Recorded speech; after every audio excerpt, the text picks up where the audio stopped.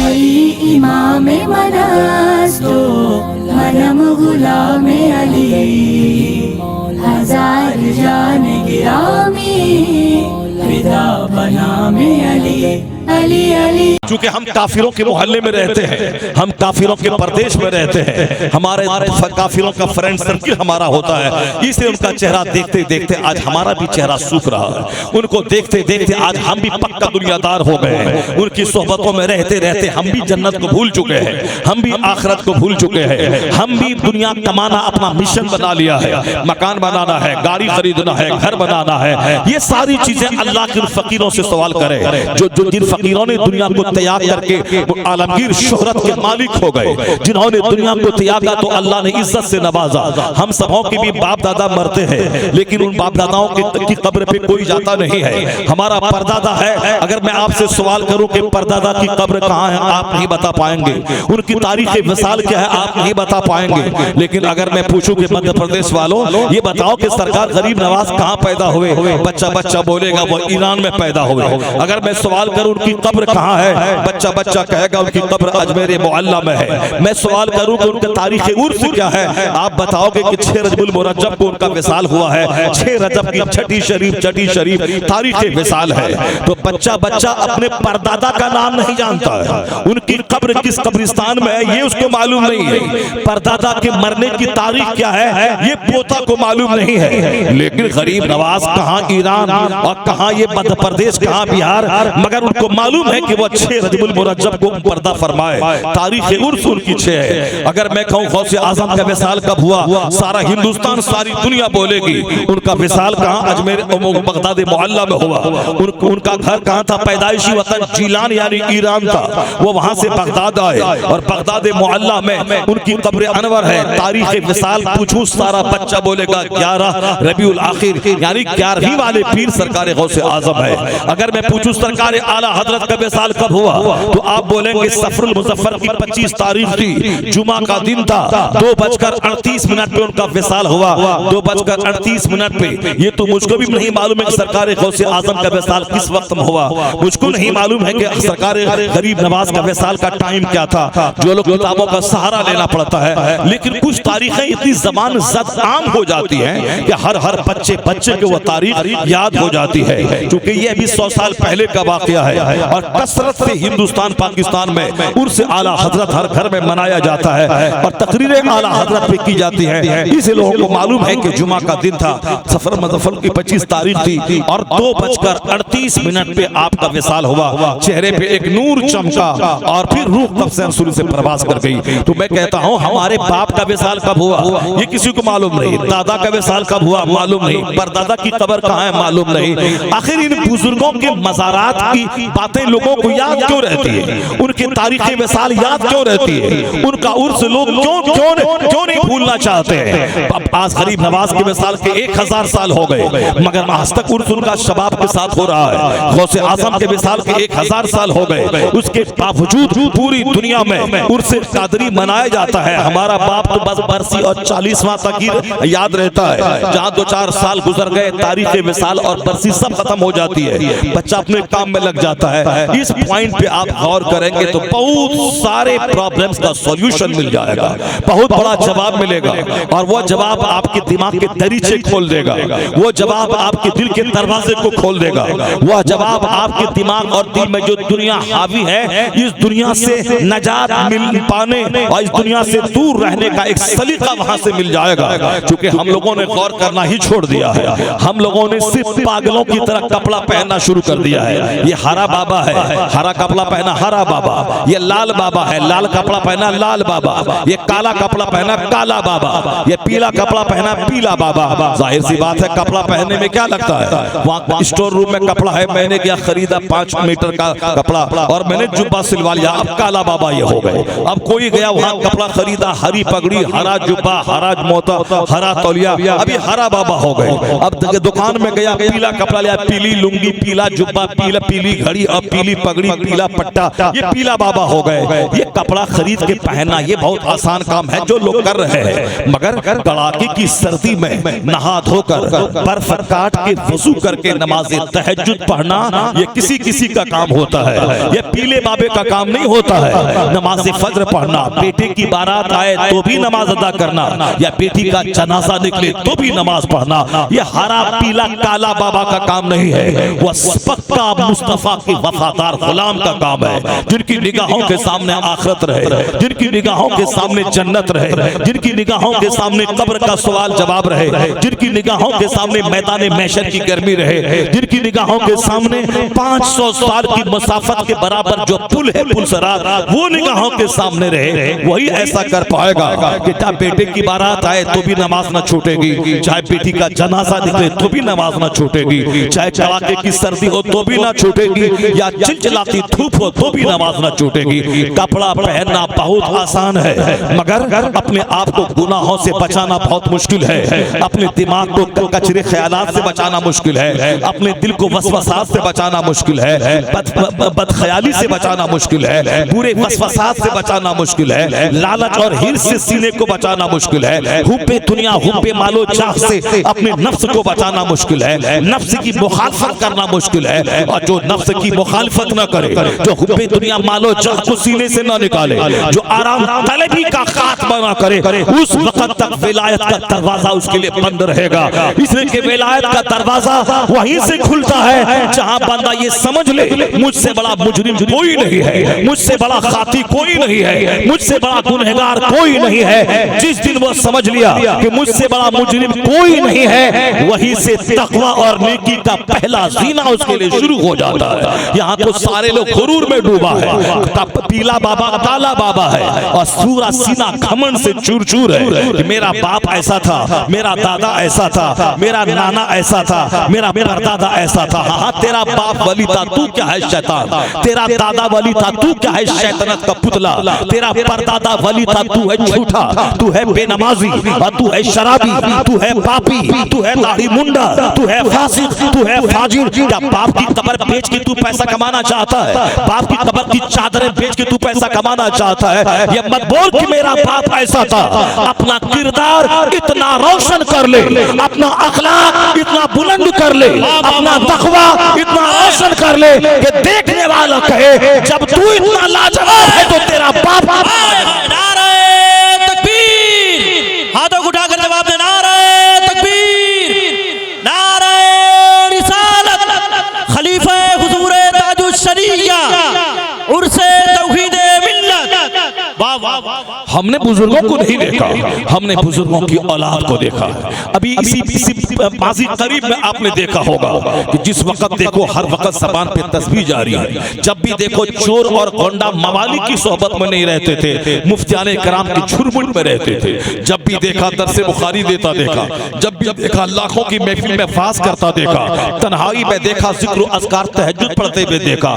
एक आदमी है उसे दीन समझा रहे हैं, 1 लाख आदमी है उसे भी दीन समझा रहे हैं। अमेरिका की गली में है, वहां भी अमरे बिल मारूफ कर रहे हैं। वो मध्य प्रदेश के देहात में है, वहां भी अमरे बिल मारूफ कर रहे हैं। मैंने देखा जब अपने घर में है तो मुफ्तियों की झुरमुट में है, फतवे का जवाब दे रहे हैं, फतवों की इस्लाह कर रहे हैं, किताब तहरीर कर रहे हैं, इस्लाम पे होने वाले हमलों का जवाब दे रहे हैं। यानी जब भी देखा दीन की खिदमत करता देखा, और जब भी देखा ज़बान पे अल्लाह का जिक्र जारी रहा। इस फितनों फसाद के वक्त में जब उन्होंने ऐसा किया, यानी किताबों से वाबस्तगी रखी और फिर इस्लाम पे होने वाले हमलों का जवाब दिया, तो लोगों ने यही कहा कि हमने आला हजरत को नहीं देखा है, हमने मुफ्ती आजम हिंद को नहीं देखा है, हमने हुज्जतुल इस्लाम को नहीं देखा है, हमने मुफस्सिर आजम हिंद को नहीं देखा है, हमने मुफस्सिर आजम हिंद का बेटा ताजुश शरिया को देखा है। हमने यही देखा, इनका हुस्न लाजवाब, इनका तकवा लाजवाब, इनका मुताला लाजवाब, इनका इल्म लाजवाब, उलमा की झुरमुट पर रहना लाजवाब, दुनिया करीब आई, दुनिया को ठोकर मारा, 1 से 1.5 करोड़ रुपए लेके मौजूद था, मगर आपने कहा तुम पैसे से अहमद रजा के बेटे को खरीद नहीं पाएगा, नहीं जाऊंगा तेरे घर में। कौन था इस जमाने में 7 घंटे तक हिंदुस्तान का प्रधानमंत्री नरसिम्हा राव बरेली के सर्किट हाउस में बैठा रहा ताकि ताजुश शरिया से मुलाकात हो जाए, और हजरत ने कहा कि बाबरी मस्जिद के कातिल से मैं मुलाकात नहीं करूंगा। 7 घंटे तक बैठा रहा, आपने मुलाकात नहीं की। कौन था इस जमाने में जो जुनैद बगदादी की याद ताजा कर गया, हजरत दाऊद ताई की झलक जिसमें देखी गई, सरकार गौसे आजम की अदा जिसमें देखी गई।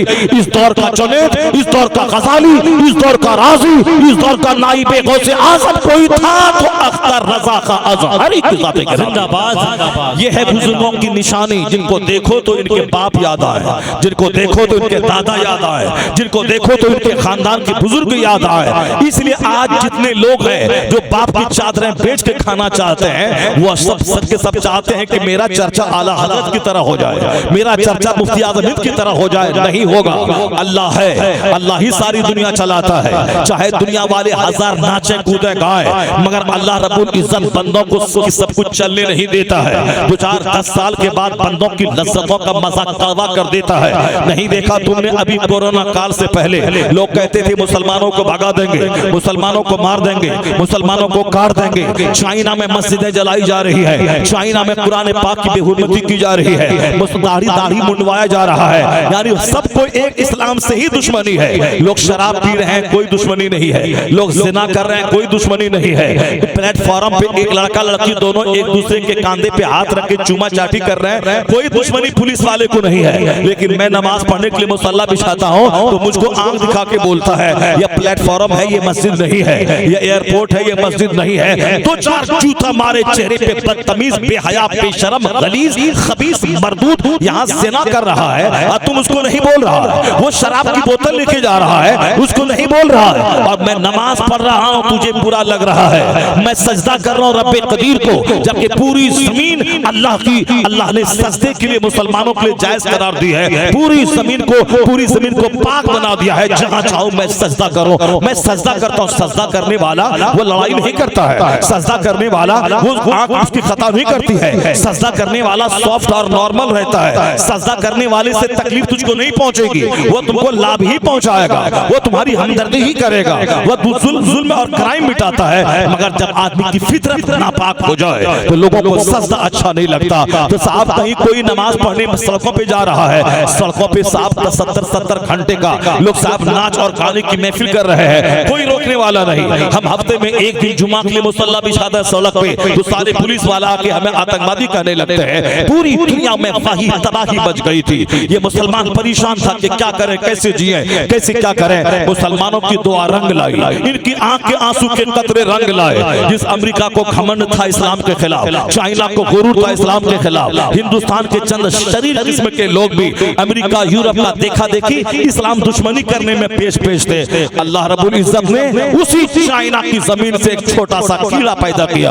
अब वह कोरोना का कीड़ा जो चाइना की नींद हराम कर दी, लाखों लाशें निकलने लगी, अमेरिका के बाजार को वीरान कर दिया, वहां के हुक्मरान गोशा नशी हो गए, वहां के बाजार वीरान हो गए, एयरपोर्ट पे ताले लग गए। हिंदुस्तान का अकड़ने वाला वो सबके सब गोशा नशी हो गए, सबके सब साइड हो गए। अब वैक्सीन कहां से हो, मेडिसिन कहां से आए, उसी फिक्र में लग गए। शहर उजड़ गया, लकड़ियां नहीं मिलने लगी लाशों को उनके जलाने के लिए, यहाँ तक के साहब लाशें सड़ने लगी। पूरी दुनिया में वही तबाही मच गई, सारे लोग परेशान हो गए। सबों को कब्र की याद दिला दी गई, सबों को उनके घर को जेल बना दिया गया। सड़कें उजड़ गई, बाजार उजड़ गए, सब अपने घर में कैदी हो गए। आजादी के साथ सड़कों के किनारे, समंदर के किनारे घूमने वाला अब वह घर के अंदर महदूद हो गए। अल्लाह ने बता दिया, ए बंदे, तेरे चाहने से सब कुछ नहीं होता है, वही होता है जो मंजूर खुदा होता है। अल्लाह ने कहा तू आजाद भी पैदा हुआ है, मैंने तुझको पैदा किया है, मेरी है दुनिया, मेरी है कायनात, तुम्हारा नहीं चलेगा, मेरा चलेगा। अल्लाह ने बंदों को औकात बता दिया कि तू कमजोर है, कमजोर बन के रह, अकड़ के रहेगा तो बिगाड़ दूंगा, जहन्नम की आग में वहां जलाऊंगा और यहाँ तुझसे सुकून और चैन छीन लूंगा और मरने से पहले ही तुझे जिल्लत और रुसवाई की आग में धकेल दूंगा। इसलिए बंदा को चाहिए कि अब अकड़ के न रहे, पेशानी जमीन पे डाल दे और ये इकरार करे कि मैं कमजोर हूँ, तू ताकतवर है, मैं मोहताज हूँ, तू गनी है। इलाही मैं कमजोर हूँ, मैं मोहताज हूँ, तू ताकतवर है, मैं कमजोर ज़ईफ हूँ, तू कवी है, मैं कुछ नहीं हूँ इलाही, तू ही सब कुछ है। और जिस दिन सजदा पढ़ा, जन्नत वहां मिलेगी, जीने की लज्जत यहाँ अल्लाह ता फरमा देगा। दोनों जहान की लज्जतें अल्लाह की इबादत में मिलती है। अल्लाह के नेक बंदों से सीखें। अल्लाह तबारक व तआला इन बंदों को किस तरह से लज्जतें अता फरमाई है जिंदगी की। नेक बंदों की कब्रों का मुताला करें। अब जरा गौर से इस पॉइंट को मैंने छेड़ दिया है, मैं इसको साफ करूं फिर लौट कर आता हूं उस पॉइंट पे जो हमारी तकरीर का आज खास उन्वान है। खास उन्वान आज पूरे हिंदुस्तान में मैं मुसलमानों की मायूसी को दूर करना चाहता हूं। कुरान और हदीस की रोशनी में मैं इनके हौसला अफजाई करना चाहता हूं। मैं इस्लाम के सुनहरे मुस्तकबिल के बारे में मैं इन्हें बताना चाहता हूं कि तू क्या सोच रहा है, कुरान क्या कहता है, और तू क्या सोचता है, हदीस क्या कहती है। और बंदा का चाहा हुआ सब काम तो होता भी नहीं है। अल्लाह रब्बुल इज्जत जो चाहता है वही होता है। कायनात का हकीकी मालिक वही अल्लाह रब्बुल इज्जत है। बंदे का गुरूर तोड़ना जानता है, बंदे का घमंड तोड़ना जानता है। हम लोगों ने तो किताबें पढ़ी है, मगर आज तो सारी दुनिया अपनी आंखों से देख रही है। इस्राइल के यहूदी का घमंड इतना था कि 3 दिन में मैं मिट्टी में मिला दूंगा, इन लोगों को मैं मिट्टी में मिला दूंगा जिसने हम पर अटैक किया है। गाजा नाम का कोई पट्टी कोई यहाँ नहीं रहेगी। मैं इस शहर को वीरान कर दूंगा, सारे लोगों को उजाड़ दूंगा। 3 दिन इतना बम गिराऊंगा कि एक बच्चा जिंदा नहीं रह पाएगा। लेकिन 3 महीना होने वाले हैं, 3 महीने में इन मुजाहिदीन का कुछ भी नहीं बिगड़ा है। उनकी लाशों के लाश उनके मुल्क में जा रहे हैं और सारा इस्राइल रो रहा है, पूरी दुनिया के यहूदी रो रहे हैं। उनका सारा गुरूर इन निहत्थे मुसलमानों ने तोड़ के बता दिया। अगर तुझे बम पे घमंड है, तुझे अमेरिका जैसे बाप पे गुरूर है, तो मुझे अमेरिका पे घमंड नहीं है, मुझे मुस्तफा पे नाज है, मुझे अल्लाह की मदद पे नाज है, मुझे अल्लाह रब्बुल इज्जत की जात पे भरोसा है। तो दुनिया ने देख लिया कि 3 दिन मिटाने का सपना देखा था, आज अमेरिका जलील हो रहा है, आज इस्राइल जलील हो रहा है। भले ही शहादत की मौत मिल रही है, बच्चे शहीद हो रहे हैं, मरना तो है ही। हिंदुस्तान के लैट्रिन रूम में मरने से बेहतर है अल्लाह की राह में शहीद हो जाना। हॉस्पिटल में एडी रगड़ के मरने से बेहतर है अल्लाह के नाम पे मर जाना। मरना तो है ही, झूठ बोल के मरना और है, कुरान पढ़ते हुए मरना और है, शराब की भट्टी में मरना और है, अल्लाह के नाम पे किबले अव्वल की आजादी के नाम पे मरना और है। मरना तो है ही, इसलिए फिलिस्तीन के लोगों ने तय कर लिया है मरना है तो क्यों, बुरी मौत मरना है, अच्छी मौत मरना है। और सबसे अच्छी मौत शहादत की मौत है, जो अल्लाह की राह में मर जाए। इसलिए उसकी मौत पे मत तरस खा, उसको तो मरना ही था। हर पैदा होने वाला मरने के लिए ही पैदा हुआ है। आज मरे 10 साल के बाद मरे, मगर वो तो आला मौत मर गया, शहादत की मौत मर गया। यहाँ मरा हुआ मुस्तफा के पास जन्नत में पहुंच गया, मगर ये काफिर खैर मनाए। यहाँ बम की चोट है, यहाँ मिसाइल की चोट है, यहाँ जिल्लत और रुसवाई की चोट है। और मरने के बाद वह खरबों साल जहन्नम की आग में जलता रहेगा। दुनिया में जगहसाई हो रही है, दुनिया में रुसवाई हो रही है। मुट्ठी भर दीवानों ने उनकी नाक में दम कर दिया है, उसकी नींद उड़ा दी है। तो आज दुनिया जान ले कि इस्लाम मुसलमानों के पास ज़ाहिरी ताकत रहे न रहे, अल्लाह की मदद की ताकत है, मुस्तफा की रहमत की ताकत होती है। आज भी मुसलमान आंख खोल के देख ले कि मुट्ठी भर लोगों ने दुनिया को हिला के रख दिया है। हर दौर में यही हुआ है। राजा ताहिर की फौज जुल्म कर रही थी, मुस्लिम लड़की पे आतंक मचा रही थी, मुसलमानों का काफिला उसकी फौज लूट रही थी। मुस्लिम फौज को तबाह और बर्बाद करना चाहती थी राजा ताहिर की फौज। मुट्ठी भर चंद नौजवान अरब से आए, राजा ताहिर की 2 लाख फौज से टकरा गए।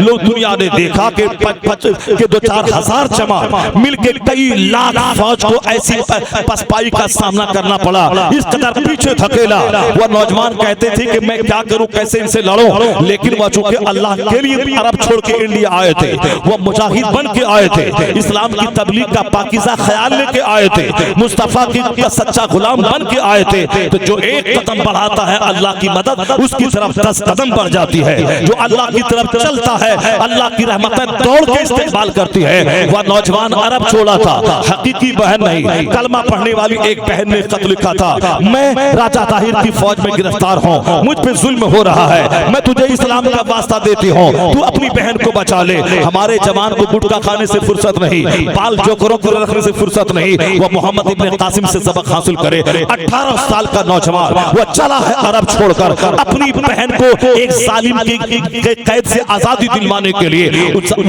उनका दिल भी तो जवान था, उसके पास भी तो ख्वाहिशात थी, उसे भी तो मकान और दुकान की तमन्ना थी, लेकिन नहीं, जिसके दिमाग में आखिरत बसी रहती है उसके दिमाग में दुनिया नहीं मुस्तफा की खुशनुदी हासिल करने का जज्बा रहता है। वो जवान चला अरब से सिंध में आया, राजा ताहिर की फौज से टकरा गया, नहीं देखा, कहा चलो शहीद हो जाएंगे, कम से कम इतना तो होगा, एक अच्छे काम के लिए मर जाएंगे, एक हम अपनी बहन की आबरू बचाने की राह में मर जाएंगे। काम तो वही है कि या तो काम हो जाए तो डबल अजर मिलेगा, काम नहीं हुआ तो उस काम की राह में मैं मर जाऊं। यही मोमिन का तुर्रे इम्तियाज होता है। किसी मुसलमान भाई के काम के लिए अगर कोई 10 कदम बढ़ा देता है, काम हो या ना हो वो अल्लाह की राह में होता है, अल्लाह रब्बुल इज्जत की मदद उसके साथ होती है। इसलिए जब भी कोई किसी के पास सिफारिश करने के लिए आए वो कदम बढ़ा दे, जितना कदम बढ़ाएगा वो सब कदम अल्लाह की राह में है, काम हो या ना हो, मगर उसका हाँ कदम बढ़ा देना है। कदम बढ़ाता तू है, मदद आसमान से नासिल होती है। राजा ताहिर की फौज से टकरा गए मोहम्मद इब्न कासिम,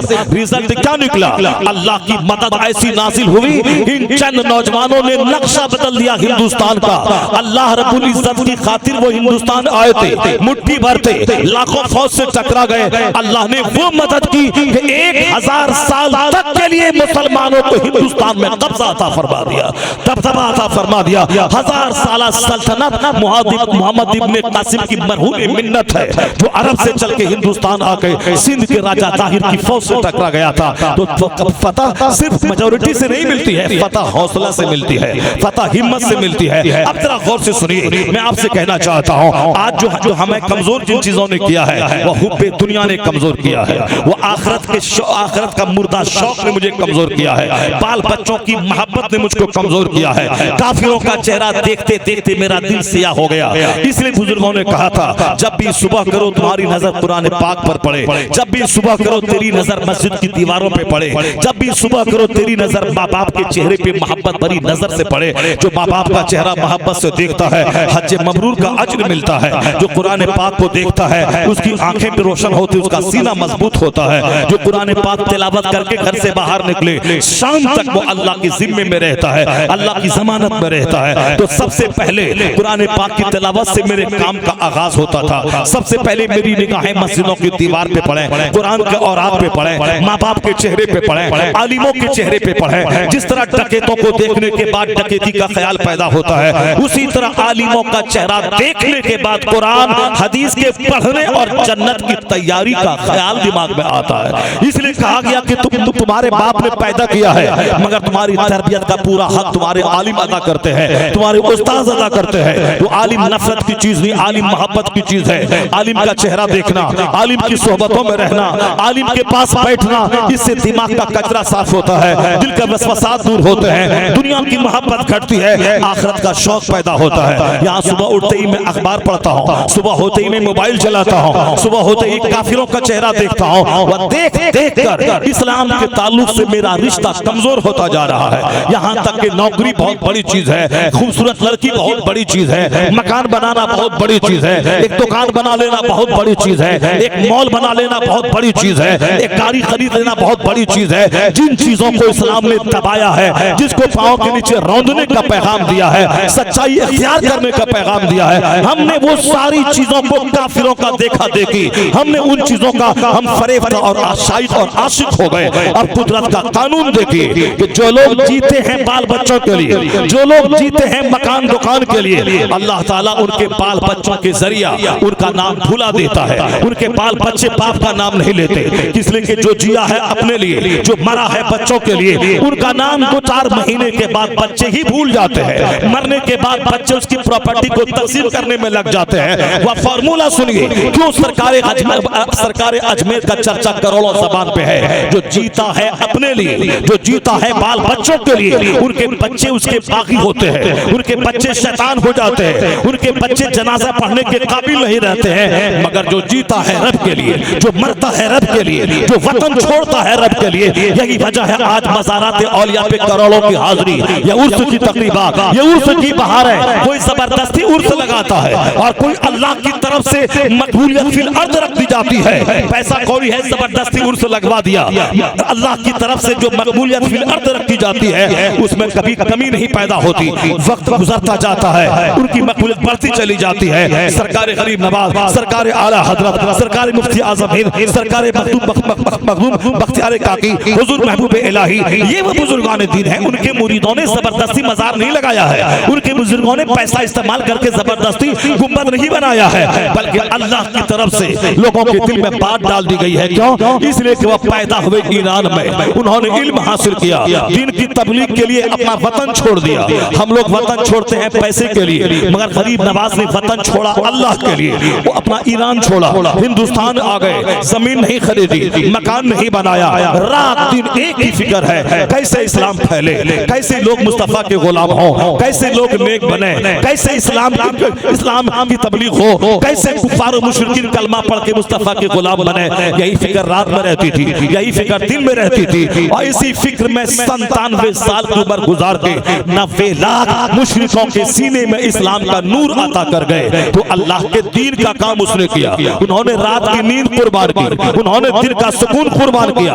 पैदा हुए ईरान में, आए हिंदुस्तान में, कब्र बनी हिंदुस्तान में। उन्होंने समरकंद, बुखारा और बगदाद और मदीने का सफर किया ताकि इल्म दीन से सीना रोशन हो जाए, उलमा कराम की सोहबतों से फैज़याब हो जाओ, मशाइख़ कराम की सोहबतों में रह के रूहानी ताकत से आरास्ता हो जाओ। फिर उसके बाद हिंदुस्तान आए, इस्लाम की तबलीग का केंद्र इसको बनाया। तो जो वतन छोड़ा अल्लाह के लिए, जो बाल बच्चों की मोहब्बत में जिया नहीं, अल्लाह की मोहब्बत में जिया, जो दूसरों की दिन की खिदमत की खातिर अपनी रात की नींद खत्म कर दी, अल्लाह की रहमतों ने अपनी आगोश में लिया। मोइनुद्दीन, तू जिया मेरे लिए, तू मरा मेरे लिए, तू जायज ख्वाहिशात को भी कुर्बान किया मेरे लिए, दुनिया की मोहब्बत को कुर्बान किया मेरे लिए। अब मैं तुम्हें मरने नहीं दूंगा, अब मैं तुम्हें गुम होने नहीं दूंगा।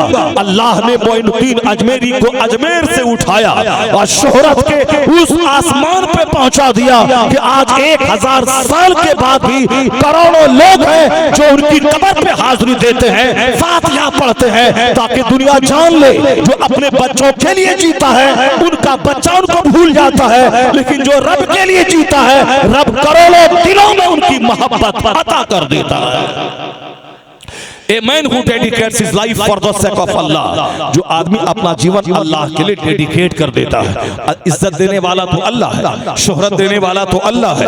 यहाँ बहुत सारे लोग शोहरत पाने के लिए अखबार में नाम देते हैं, वो साहब 2-4 लाख करोड़ रुपए इलेक्शन में खर्चा करवा देते हैं ताकि सारे लोग मुझको जान जाए। इधर खर्चा करते हैं, उधर इज्जत नहीं बल्कि बदनामी उनके हाथ लग जाती है। बहुत सारे लोग शादी ब्याह में करोड़ों रुपए पानी की तरफ बहा देते हैं, भूल जाते हैं कि करोड़ों बेटियां हैं मुसलमानों की जो बिन ब्याही घर में बैठी हैं। नहीं, वो अपनी बेटी अपना खर्चा करोड़ों रुपए खर्च करते हैं, कार्ड छपाना, जहेज के सामान की नुमाइश करना ताकि सारे लोग जान जाएं ये मुस्तफा के गुलाम नहीं है बल्कि ये लोग माल और दौलत के गुलाम हैं। मुस्तफा ने अपनी बेटी की शादी मस्जिद नबी में कर दी और सिंपलिसिटी के साथ कर दी, और मुस्तफा के गुलाम वह फिल्मी शादी कर रहे हैं और पूरी दुनिया में जगह हसाई कर रहे हैं। ये मुस्तफा के दीवाने नहीं बल्कि फिल्म एक्टर के दीवाने हैं। सामानों की नुमाइश हो रही है ताकि सारा इलाका जान जाए, मगर 5 दिन के बाद सबकी जबान से उनकी जगह हसाई के जुमले निकलते हैं। हराम का माल था, लूट के कमाया था और सब उसको खर्च कर रहा है। खूब 10,000 आदमी को खिलाया नाम नमूद की खातिर, और 10 मिनट के बाद सबकी जबान पे सामने तारीफ है और पीछे मजम्मती जुमले जारी होते हैं। इज्जत तो अल्लाह देता है, मकबूलियत तो अल्लाह देता है, और बदनामी भी जिल्लत भी अल्लाह की तरफ से मिलती है। मालिकल मुल्क तुतिल मुल्क मन तशा व तंज़िउल मुल्क मिम्मन तशा व तुइस्सु मन तशा व तुज़िल्लु मन तशा। सारे बादशाहों का बादशाह है वो खुदा, जिसे चाहता है इज्जत देता है, जिसे चाहता है जलील करता है। मगर लोग अखबार में नाम छपा के इज्जत तलाश करते हैं, फुजूल खर्ची करके इज्जत तलाश करते हैं, वो कव्वाल को पैसा लुटा के इज्जत तलाश करते हैं, मज़ारात पे अपना नाम लिखवा के इज्जत तलाश करते हैं। नहीं मिलती इज्जत। इज्जत किसको मिलती है? जो जीता है रब के लिए, जो मरता है रब के लिए, जो वतन छोड़ता है रब के लिए, जो इल्म हासिल करता है रब के लिए, जो दिन का सुकून लुटाता है रब के लिए, जो रात की नींद कुर्बान करता है रब के लिए। और जब दीन का काम होता है, अल्लाह के दीन की मदद जब बंदा करता है तो अल्लाह का वादा है, इन तंसुरुल्लाह यंसुरकुम, if you will help the religion of Allah, Allah will help you. अगर तुम अल्लाह के दीन की मदद करोगे तो अल्लाह तेरी मदद करेगा। अल्लाह के दीन की मदद का मतलब दीन पे चलना, दूसरों को दीन की दावत देना, अपने मजहब को सबसे सुपीरियर समझना, अपने मजहब में कहीं से डाउट और शक नहीं करना, और दूसरे लोगों के सामने मजहब का चर्चा करना, अपने से दीन का फायदा पहुंचा देना। मदरसे के ताल्लुक से, मस्जिद से, जलसा के प्लेटफॉर्म से, खानकाहों से, जैसे भी हो अपने से दीन का काम करना, तब अल्लाह उसे इज्जत देता है। तब अल्लाह काफिरों के दिल में इसकी हैबत डाल देता है, अल्लाह इसे शोहरतों से मालामाल करता है। मगर यहाँ तो आदमी जीता है बच्चा के लिए, मरता है बीवी के लिए, मरता है मकान के लिए, वो वतन छोड़ता है जमीन खरीदने के लिए, वो वतन छोड़ता है मकान बनाने के लिए। तो जो जिएगा अपने लिए, जो मरेगा अपने लिए, उसका अपना बेटा भी बाकी हो जाएगा, उनका अपना बेटा भी हाथ से निकल जाएगा, उनका बेटा भी बीवी का गुलाम बन जाएगा, उनका बेटा भी सास ससुर का गुलाम बन जाएगा, और ये मेहनत मुशक्कत से कमाने वाला बेसहारा तन्हा पड़ जाएगा। जैसे आजकल हर बाप तन्हा पड़ रहे हैं और बेटा हाथ से निकल रहा है, बेटी हाथ से जा रही है। तो जो रब को छोड़कर बाल बच्चों की मोहब्बत में जिएगा, उसकी नमाजें छोड़ेगा, झूठ बोलेगा, हराम तरीके से रोजी कमाएगा और चाहेगा कि मैं खुशहाल रहूं, नहीं होगा। अल्लाह की इस दुनिया में नहीं होता है। गरीब नवाज का हाल ये हुआ, गौसे आजम पैदा हुए ईरान में, ईरान छोड़ के 20 साल तक इल्म हासिल किया बगदाद में, फिर 25 साल तक दरियाओं सहराओं में गिरी पड़ी सब्जी और दरख्तों के पत्तों को खाकर मारिफत का नूर हासिल किया। फिर उसके 50 साल के बाद बगदाद की मस्जिद में बैठ गए, मस्जिद के निजाम को दुरुस्त किया, मदरसे में जहाँ खाना पीना था वहाँ के सिस्टम को दुरुस्त किया, खानकाहों में जहाँ पीराने कबार का सिर्फ खाना सोना, मुरीदों के से नजराने लेना और आपस में लड़ाई करना था, उस सिस्टम को दुरुस्त किया। मदरसे में जहाँ सदारत की कुर्सी के लिए मौलवी जंग कर रहा था, उस मौलवी के दिल में अल्लाह का डर डाल दिया और पीरों के दिल में अल्लाह का खौफ पैदा किया। जिस बादशाहों के महल में 300 लौंडियां नाचती थी, उन बादशाहों के महल से इन नाचने वाली को निकाल के वहां तहज्जुद की नमाज दाखिल किया। हुक्मरान जो पक्का हरीस और लालची थे, उनके सीने में सब्र और कनात और अल्लाह के दीन की नुसरत का जज्बा डाला। यानी वज़रा से लेके उमरा तक, उलमा से लेके मशाइख तक, अवामुन नास तक, सब में वो मजहबी इनकलाब पैदा किया कि मस्जिदें आबाद हुई। पूरी दुनिया के लोग फिर मुतवज्जह हो गए बगदाद की तरफ, इल्म हासिल करने लगे। मदरसा आबाद हुआ, मस्जिदें आबाद हुई, बादशाहों का महल आबाद हुआ, उमरा के महल आबाद हुए। इस तरीके से दीन को जब नई जिंदगी मिल गई तो गरीब गौसे पाक खुद फरमाते हैं, एक बार मैं बाहर से बगदाद आ रहा था, देखा नहीं लाकर दुबला पतला शख्स जमीन पर लेटा हुआ है। उसने कहा कि अब्दुल कादिर मुझे उठाओ, मुझे सहारा दो। मैंने उनका हाथ पकड़ा, वो खड़ा हो गया, तंदुरुस्त तवाना हो गया, चेहरे पे गोश्त आ गया। उन्होंने कहा तुमने पहचाना अब्दुल कादिर कि मैं कौन हूँ? कहा मैंने कि नहीं पहचाना। फिर वो शख्स बोला मैं तुम्हारे नाना मोहम्मद अरबी का दीन दीन इस्लाम हूँ। लोगों ने मुझे कमजोर बना दिया था, लोगों ने मुझे निढाल कर दिया था, लोगों ने मुझे मुर्दा बना दिया था। अब्दुल कादिर तुमने मुझे मेरा बाजू थाम कर मुझको जिंदा कर दिया, मुझको सहारा तुमने दे दिया। यानी वह दीन जो बज़ाहिर लोगों के नजदीक नहीं पाया जाता था, तुमने मेहनतें करके मस्जिदों, मदरसों, खानकाहों, आम मुसलमानों के घरों में इस दीन को तुमने जिंदा किया। तो गौसे पाक कहते मैं जब वहां से चल के मस्जिद में आया तो देखा हर तरफ से लोग दौड़ दौड़ के आने लगे, मुसाफा करने लगे और कहने लगे अस्सलामु अलैका या मुहियद्दीन, यानी ऐ दीन के जिंदा करने वाले आपको सलाम, ऐ दीन के जिंदा करने वाले आपको सलाम। मुहियुद्दीन नाम नहीं था गौसे पाक का, उनका नाम अब्दुल कादिर जिलानी था, लेकिन उनका लक़ब अल्लाह की तरफ से हुआ दीन का जिंदा करने वाला।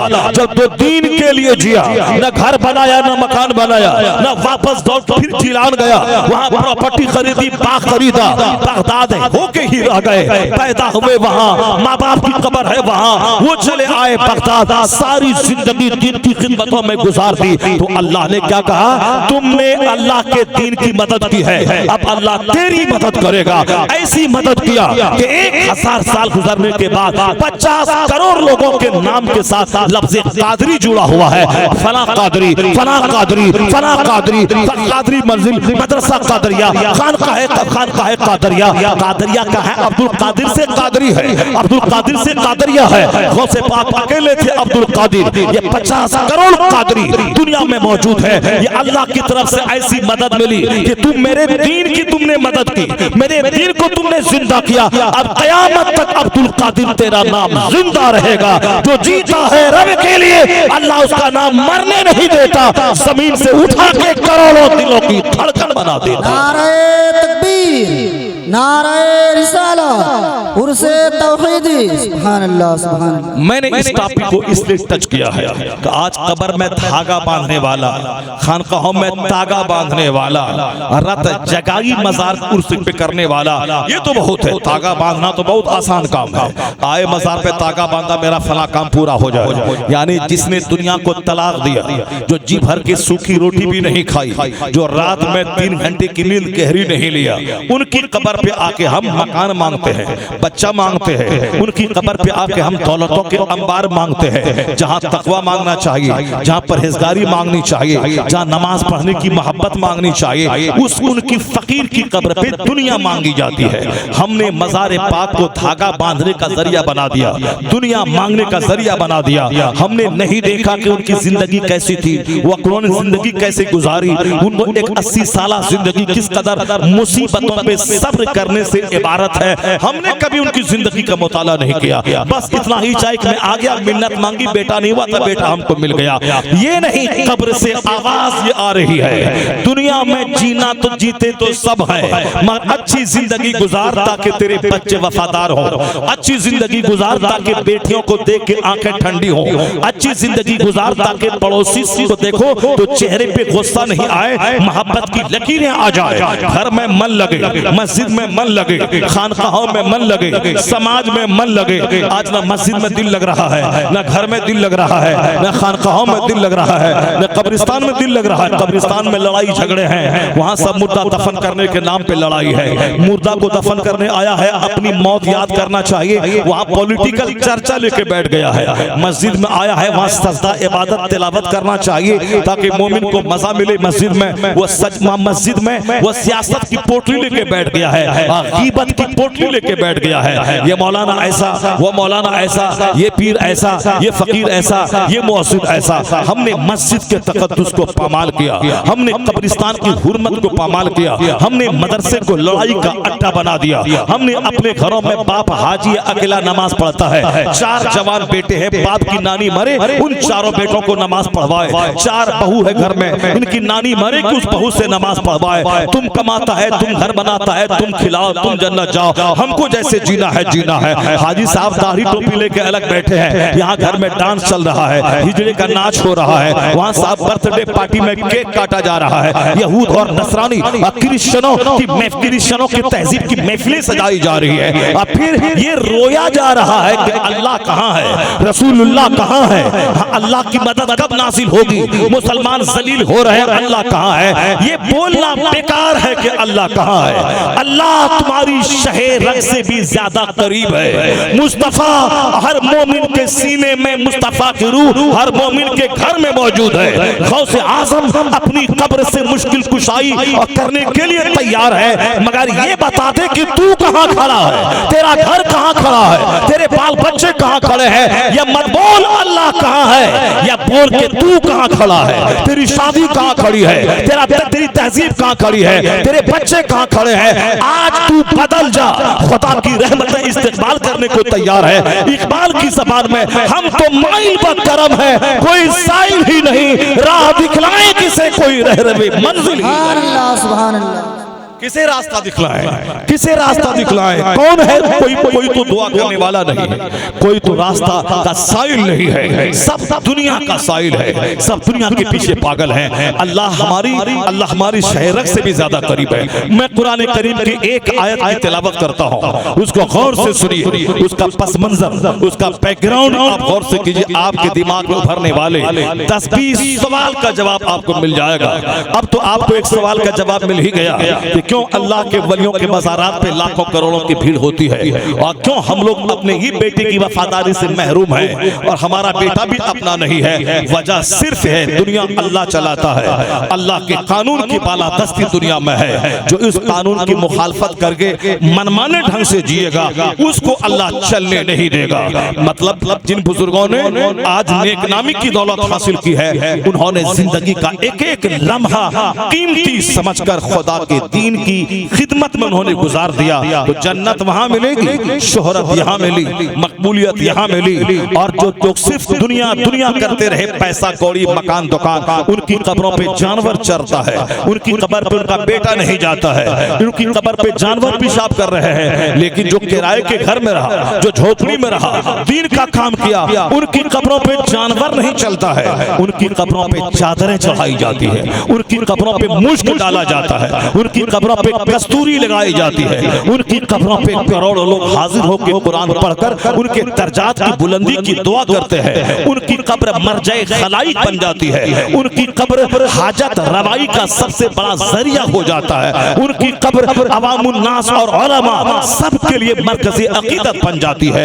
ये दिन इसलिए देखने को मिला कि वो अपना वतन छोड़ा तरफ की खातिर, बाल बच्चों की मोहब्बत को कुर्बान का तरफ की खातिर। और जब तक ये क्वालिटी नहीं पैदा हो उस वक्त तक ना बच्चे वफादार होंगे, ना बीवी वफादार होगी। हर आदमी इसी तरह तन्हाई में दिन गुजारता रहेगा।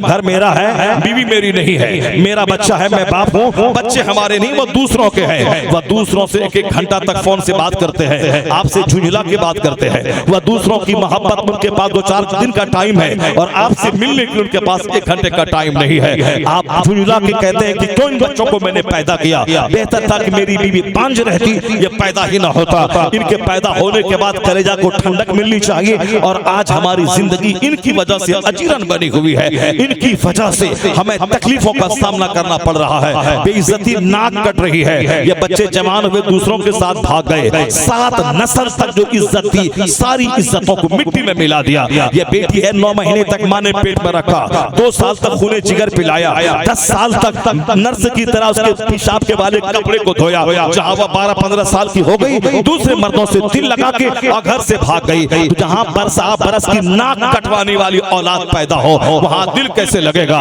यह दिल इसीलिए नहीं लग रहा है क्योंकि हमने अपनी जिंदगी बच्चों के नजर कर दी, इसलिए बच्चे भी मेरे नहीं रहे। और जिस दिन जिंदगी इस्लाम के लिए नजर हो गई उस दिन बच्चे भी हमारे होंगे, दुनिया भी हमारी होगी, उक़बा भी हमारा हो जाएगा।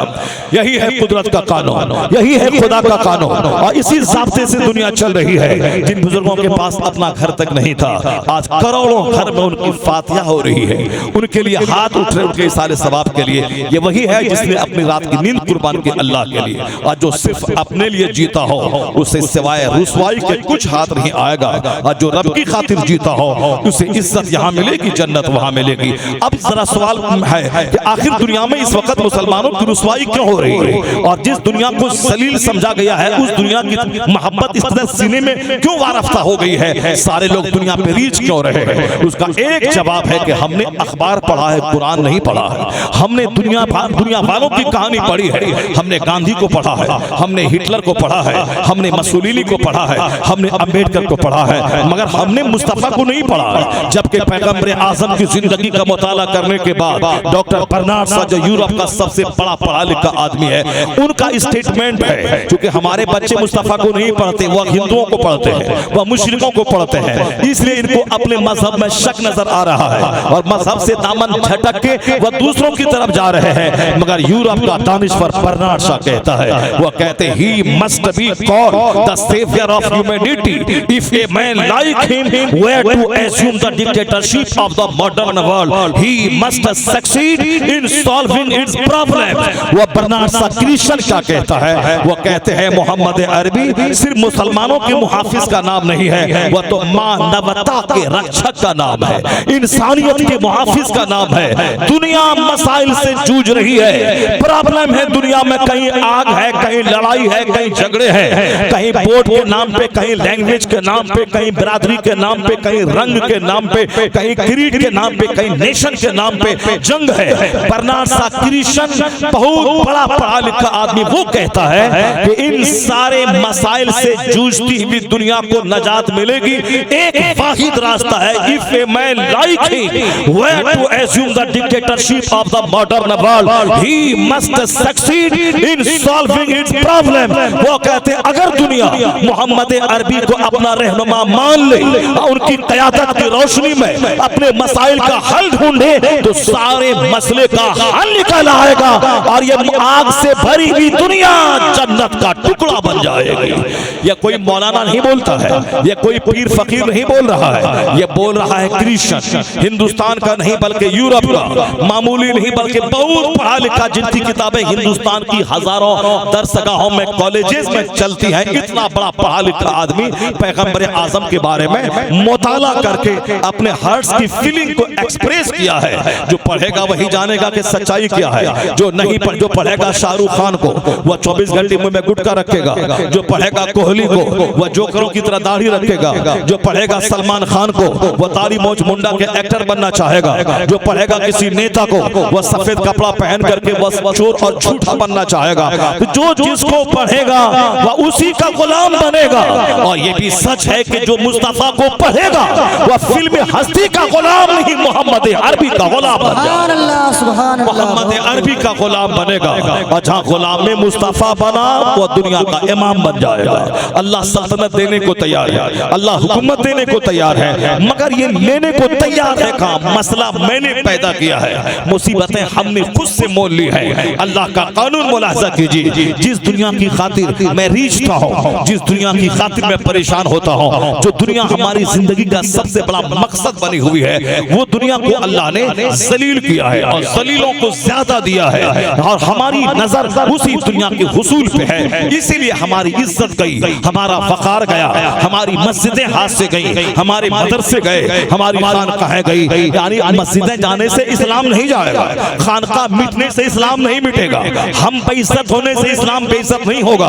क्योंकि कुदरत का कानून वही है जो मैंने कहा था कि 4 लोगों ने कलमा पढ़ा मगर काफिरों ने कहा कि इस्लाम मिटा देंगे। 4000 लोगों ने कलमा पढ़ लिया, फिर काफिरों को बदन में आग लगी, कहा इस्लाम मिटा देंगे। 4 लाख लोगों ने कलमा पढ़ लिया, फिर काफिरों के बदन में आग लगी, बोला इस्लाम मिटा देंगे। 4 करोड़ लोगों ने कलमा पढ़ लिया, फिर उन काफिरों के बदन में आग लगी, इस्लाम को अरब से आगे बढ़ने नहीं देंगे। इस्लाम हुसैन की कुर्बानी के बाद अरब के जोग्राफिया से बाहर निकला, अरब और अजम, इंडिया, पूरी दुनिया में इस्लाम छा गया।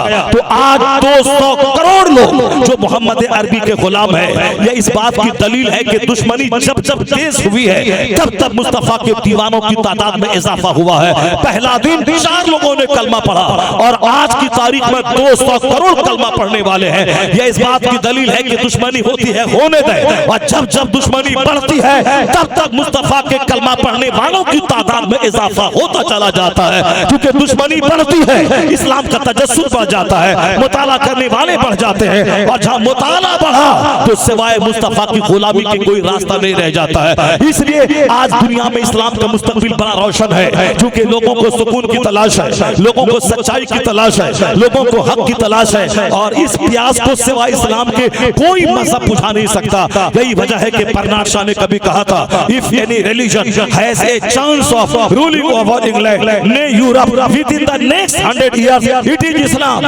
आने वाले 100 साल के भीतर कोई मजहब यूरोप महाद्वीप में हुकूमती मजहब बनने वाला है, जो मजहब इस्लाम बनने वाला है। हुकूमती मजहब यानी मस्जिदों में तो आज भी यूरोप में इस्लाम है, वहाँ घरों में तो आज भी इस्लाम है, मगर बर्नार्ड शॉ कहते हैं हुकूमती मजहब अगर कोई बनने वाला है 100 साल के भीतर, वो मजहब इस्लाम बनने वाला है। इस्लाम तो पूरी दुनिया पे छा रहा है, छाता रहेगा, मगर मुमकिन है कि कल आप मर जाएं, आपका कब्र में क्या होगा। जैसे आपका बाप मर गया, आपका दादा मर गया, मैं मर जाऊं, 2024 का इलेक्शन तो अपनी जगह रहेगा, और आप मर गए। रोजाना आए दिन लोग मरते रहते हैं, नौजवान एक्सीडेंट में मर रहे हैं, कोई शादी की महफिल में नाचते नाचते मर रहे हैं, खतरनाक बीमारी भी अचानक सर चकराया मर रहे हैं। बेंगलोर, चेन्नई, बंबई जैसे महानगरों में आज कोरोना से ज्यादा खतरनाक वायरस चला है, कमजोरी का, सर के चक्कर का। वो गाड़ी चला के फैक्ट्री गए, दरवाजे पे गाड़ी लगाई, अंदर घुसे, चक्कर आया, गिरे, वहीं मर गए। ये सब बीमारियां बढ़ रही है, मरना तो है, तो आप मर गए, सारा खेल खत्म है। हिंदुस्तान अपनी जगह रहेगा, इलेक्शन अपनी जगह रहेगा, साहब मोदी जी अपनी जगह रहेंगे, और आप ही अपना हाथ धो के बैठे और गए कब्र में फरिश्ता पूछेगा मन रब्बुका, तेरा रब कौन है, माँ दीन का तेरा दीन क्या है, माँ कुंत तकुल फी हक़्क़ि हाज़ा रजुल, तू मोहम्मद अरबी के बारे में क्या कहता है। तो हिंदुस्तान अपनी जगह रहा जिसका चर्चा 2 घंटे तक बैठ के हम लोग करते हैं। क्या होगा हिंदुस्तान के फ्यूचर का, क्या होगा कांग्रेस पार्टी का, क्या होगा बीजेपी का, क्या होगा अखिलेश यादव और मायावती का, 1 घंटा तक चर्चा रगड़ रहे हैं। यह रगड़ने से कुछ ना होगा। तालीम और तिजारत या 2 चीजें हैं, मुसलमानों को गले लगाना होगा। राजनीति का चर्चा सिर्फ एक दिन, जिस दिन इलेक्शन हो उस दिन ये चाय और वोट दे दे, ये सारे लोग हैं, इनमें से जो अच्छा हो, ईमानदार हो, ऑनेस्ट हो, कर्मठ हो, जो हिंदुस्तान को ठीक ढंग से खिदमत देने वाला हो, उसको जाओ वोट दे दो। अब वोट की राजनीति में 4 घंटे तक अपने घर को पॉलिटिकल गैदरिंग मत बनाओ, हमेशा उसका चर्चा मत करो। चर्चा उसका करो कि कल अगर मैं मर गया तो कब्र में मेरा क्या होगा, हश्र में मेरा क्या होगा, पुलसरात में मेरा क्या होगा, वहां मीजान पे मेरा क्या होगा, जन्नत में मेरा क्या होगा, जहन्नम मिल गया तो मेरा क्या होगा। मेरी नेकियां हैं 1 लाख, नेकी बदी बुराइयां हैं 50 करोड़, तो वहां क्या होगा। तब सरा जो करेगा आखिरत का, उसका गुनाह घटेगा, उसका सुकून बढ़ेगा, उसकी बेचैनी घटेगी, उसका दर्द कम होगा, दुनिया की मोहब्बत सीने से घटेगी। इसलिए सबसे ज्यादा चर्चा आखिरत का होना चाहिए, जो चर्चा आज हमारे घर में कम हो रहा है। पॉलिटिकल चर्चा मत करें, चूंकि दुनिया चलाने वाला अल्लाह है, जिसे चाहता है हुकूमत देता है और जिससे चाहता है छीन लेता है। तो हुकूमत देना अल्लाह का काम, हुकूमत छीनना अल्लाह का काम। हमारा काम है वमा खलक़तुल जिन्ना वल इंसा इल्ला लियअबुदून, यानी अल्लाह की इबादत के लिए मैं पैदा हुआ हूँ। तो जिस काम के लिए पैदा हुआ हूँ उसका चर्चा ही नहीं है, और जो काम अल्लाह का है उसी काम के लिए चर्चा हो रहा है। पता ये चला कि आप अपना काम करें, अल्लाह अपना काम कर रहा है। हुकूमत किसको देगा, खुदा का काम। हुकूमत किससे छीनेगा, खुदा का काम। दुनिया कैसे चलेगी, खुदा का काम। मेरा काम है खुदा की इबादत करना। जब तक सांस है तब तक सजदा हो, इबादत हो, रियाजत हो, अपना काम बंदा करे। खुदा अपना काम कर रहा है। अगर आपने अपना काम किया और कल मर गए तो दुनिया चाहे जहां जाए आप जन्नतुल फिरदौस में चले जाएंगे, आप मुस्तफा की शफाअत के हकदार हो जाएंगे। इसलिए बंदा वही है जो अपना शुभ चिंतक हो, अपना खैर खा हो, अपनी आखिरत की फिक्र में जीने वाला हो। अभी उल्टा काम हो रहा है, अपने बारे में कोई फिक्र नहीं है। हिंदुस्तान के फिक्र में इनका सीना खुल रहा है, नतीजे में ना हिंदुस्तान ही इसको मिल पा रहा है और न जन्नत ही इसको मिल पाएगी। काम वही जो कुरान कहता है, तू इबादत के लिए पैदा हुआ है, तू इबादत कर, आखिरत की फिक्र कर, दुनिया में जीना भी अल्लाह तेरे लिए आसान फरमा देगा। नारे तकबीर, नारे रिसालत, मसलके आला हजरत डॉक्टर शहरयार रजा साहब क़िबला, नारे तकबीर, नारे रिसालत। आप लोग जबरदस्त ढंग से सुन नहीं रहे मेरे बात। अगर आप सुनते तो एक एक जुमले पे आपको उछलना चाहिए, सुभान अल्लाह कहना चाहिए। मालूम है कि मैं 2 बजे रात में स्टेज छोड़ा हूँ, कल रात 2 बजे रात में स्टेज छोड़ा हूँ। 2 घंटे की कमोबेश तकरीर करने के बाद वहाँ इससे 50 गुना ज्यादा बड़ा मजमा था। उस मजमे को मैंने खिताब किया झारखंड में, और उस 2 बजे फौरन वहां से निकला और अभी मैं आपके पास पहुंचा हूं 12:30 बजे। तो आप समझ सकते हैं कि वहां से लेके यहाँ तक का सफर, और सिर्फ थोड़ी देर के लिए सोना नसीब हुआ दिन में गाड़ी में। अब ये बता दें कि मैं भी उसके बावजूद मैं बिल्कुल फरम में हूँ और मैं 5 घंटे बोलने के मूड में हूँ। और आप कल भी रात में सोए थे और कल रात भी आप सोइएगा, और अभी भी आराम से आप बैठ के हैं। सफर में तो मैं थका हूँ, मैं ठीक से न खाया हूँ न पिया हूँ। बोलने में एनर्जी लॉस होती है दूसरों की, मगर मैं बोल रहा हूँ, आप सुन रहे हैं। सुनने में एनर्जी लॉस नहीं होती है, बोलने में एनर्जी लॉस होती है।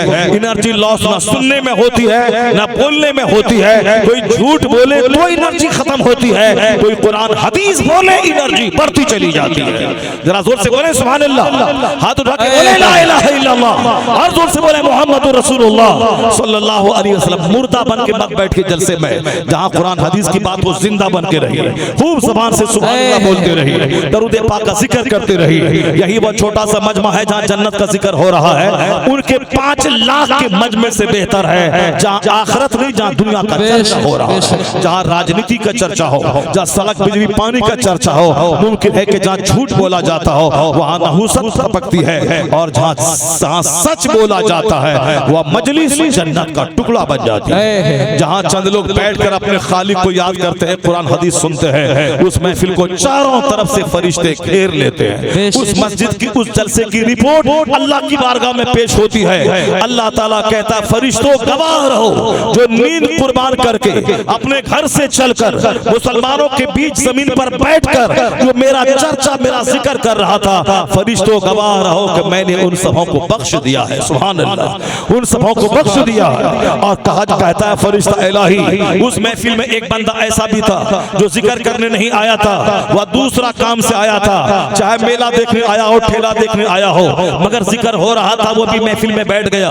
वो भी कुरान हदीस सुनने लगा, अल्लाह का जिक्र करने लगा। तो अल्लाह फरमाता है मुझको याद करने वाला, मुझको चाहने वाला, मेरी इबादत करने वाला, मेरा जिक्र करने वाला इतना पसंदीदा होता है कि जो उनके पास बैठ जाए वो भी खुश नसीब हो जाता है। सुभान अल्लाह। इस हदीस से पाक का यह जुमला बताता है कि नेकों की सोहबत में बैठना कितना मुफीद है, नेकों की सोहबत में रहना कितना मुफीद है। बुखारी मुस्लिम का एक लंबी हदीस है, उसका मैंने एक टुकड़ा आपके सामने पेश किया। तो जब नेकों के पास बैठे तो काम बन जाए, और जो डकैतों के पास बैठे उसका क्या होगा, जो चोरों के पास बैठे उसका क्या होगा, जो बेनमाजी के पास बैठे उसका क्या होगा, जो दलाल के पास बैठे उसका क्या होगा, जो खबीस के पास बैठे उसका क्या होगा, जो बदअकीदा के पास बैठे उसका क्या होगा। इसलिए खबरदार किसी बेनमाजी से दोस्ती ना क्या करें, क्योंकि बेनमाजी के चेहरे पे नहुसत टपकती है। बेनमाजी सबसे बड़ा मुजरिम और गुनहगार होता है। एक वक्त की नमाज छोड़ना हराम और गुनाह कबीरा है। एक वक्त की नमाज पढ़ना ये फर्ज आजम है, पर सबसे बड़ा फर्ज, और नमाज छोड़ना सबसे बड़ा गुनाह है। तो जो सबसे बड़ा मुजरिम हो, उस मुजरिम के पास जो बैठेगा उसका दिल भी नापाक हो जाएगा, उसकी सोच नापाक हो जाएगी। एक बेनमाजी घर में रहे तो घर से बरकतें खत्म हो जाती है, और जिस घर में सारे लोग बेनमाजी रहे, ये बताते उस घर में सुकून कहां से पैदा होगा। हमने मुसीबतें खुद से खरीदी है, और हम ये चाहते हैं कि मेहनत न करें, कोई तावीज लिख दे और हमारा काम बन जाए। ऐसा इस दुनिया में नहीं होता है कि आम का पेड़ हम लगा दें और उसमें 1 लाख तावीज डाल दें और उस आम के पेड़ से सेब निकलने लगे। इस दुनिया में ऐसा नहीं होता है। हम खेत में धान रोप दें और 1 लाख तावीज बरेली और किचोचा से लाके उसमें डाल दें ताकि यहाँ से वो शानदार किस्म का अखरोट निकल जाए, नहीं होता इस दुनिया में।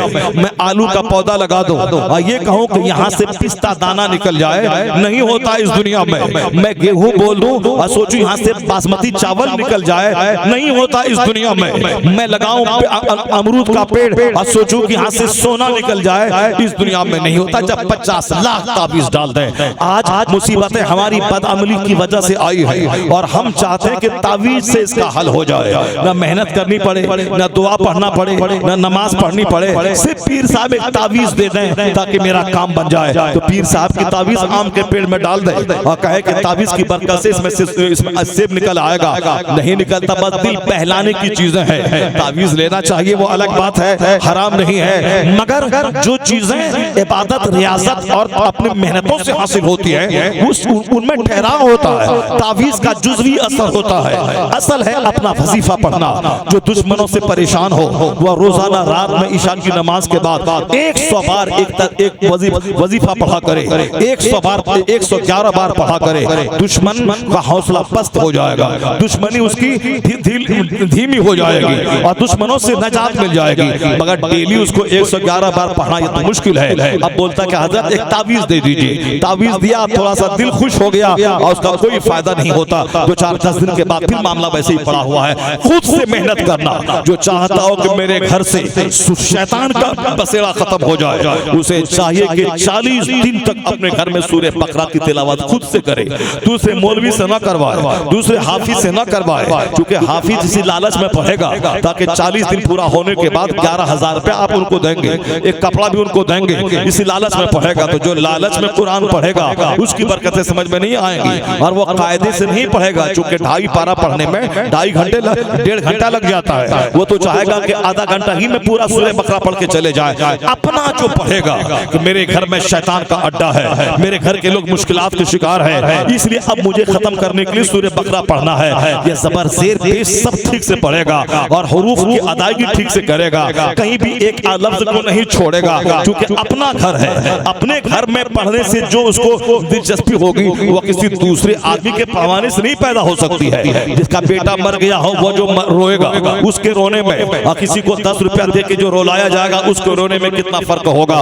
वही फर्क होगा कि बाप के मरने के बाद बच्चों से कुरान पढ़वाने में, और जिसका अपना बाप मरा है उसके कुरान पढ़ने में यही फर्क होगा। जो फर्क बाप के मरने के बाद खुद रोने में और दूसरे को रोलाने में जो फर्क होता है। खुद कुरान पढ़े, अरबी जबान सीखें, नेकों की सोहबत में रहें और खूब मेहनत करके दुनिया भी कमाए ताकि जलील और रुस्वा ना हो। घर मकान बनाए मगर जन्नत बचा के, नमाज बचा के, रोजा बचा के, हज व ज़कात बचा के, दीनदारी बचा के, सुन्नत बचा के। अगर दीनदारी लूट गई और महल बन गया तो कौड़ी के 3 है वो। और दीनदारी के साथ में हलाल तरीके से अगर महल बना, हलाल तरीके से अच्छा खाया पिया, तो सोने पे सुहागा है कि दुनिया भी मिल गई और दीन भी सलामत रहा। सुभान अल्लाह, जरा जोर से बोले सुभान अल्लाह, हाथ उठा के बोले ला इलाहा इल्लल्लाह। अब मैं कुरान की एक आयत पढ़ता हूँ, क्योंकि आज मेरी तकरीर का उन्वान यही है। एक आयत में पढ़ के बताता हूँ।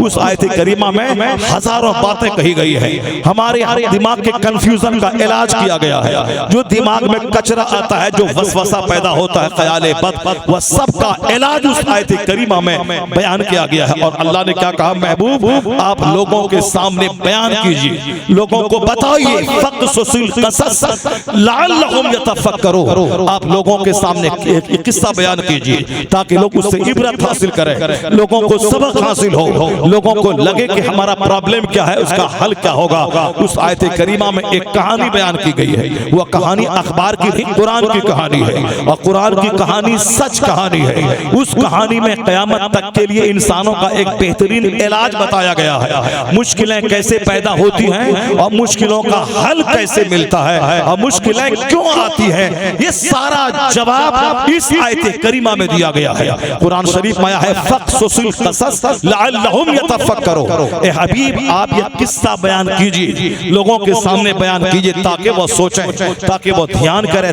में रिफ्लेक्ट, वो उस पर गौर व फिक्र करें। यानी कुरान पाक पे गौर व फिक्र करने से आदमी की मुश्किलात आसान होती है, उस पर वो गौर व फिक्र करें। वो कहानी क्या है जिसका चर्चा इस आयत करीमा में बयान किया गया है।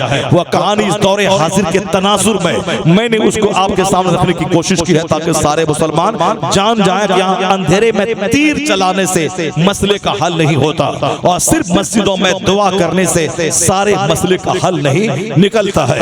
अगर यही बात है तो खेत में लगा दे धान, सारे लोग मिलके मस्जिद में आ जाए और तहज्जुद की नमाज पढ़ने के बाद 1 घंटा तक हाथ उठा के दुआ करे, या अल्लाह मेरे इस घर से सोना निकल आए, मेरे इस खेत से सोना निकल जाए, मैंने धान रोपा है मगर वहां से सोना निकल आए, हीरा निकल आए। ऐसा नहीं होता है।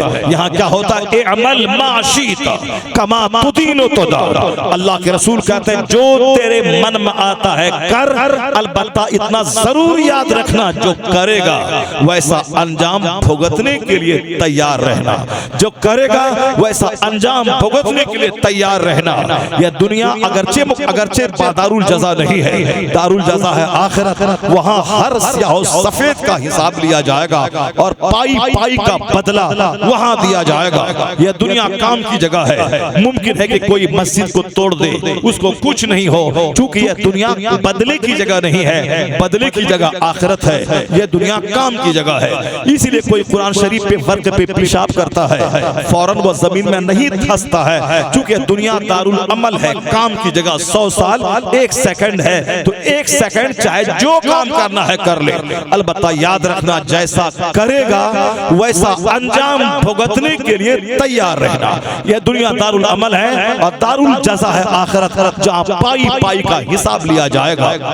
अब जरा गौर से सुने, अल्लाह तबारक व तआला इबरत की खातिर इस दुनिया में कभी कभी बुरे काम वालों को सख्त सजा देता है, ताकि दुनिया वाला जान ले कि जो सजा वहां मिलने वाली है उस सजा की झलक इस दुनिया में वो देख ले। और अल्लाह अपने नेक बंदों को जो इनाम करामत की सूरत में, बुजुर्गी की सूरत में, मकबूलियत की सूरत में यहाँ देता है, यह भी इसीलिए है ताकि दुनिया जान ले कि नेकी का इनाम यहाँ छोटा सा मकबूलियत की सूरत में मिला है, और बड़ा इनाम जो जन्नतुल मावा की सूरत में मिलेगा वो मरने के बाद आखिरत में मिलेगा।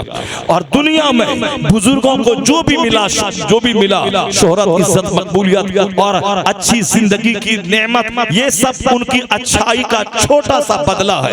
अब बड़ा बदला हूर और गिलमान और जन्नत की सूरत में आखिरत में मिलेगा।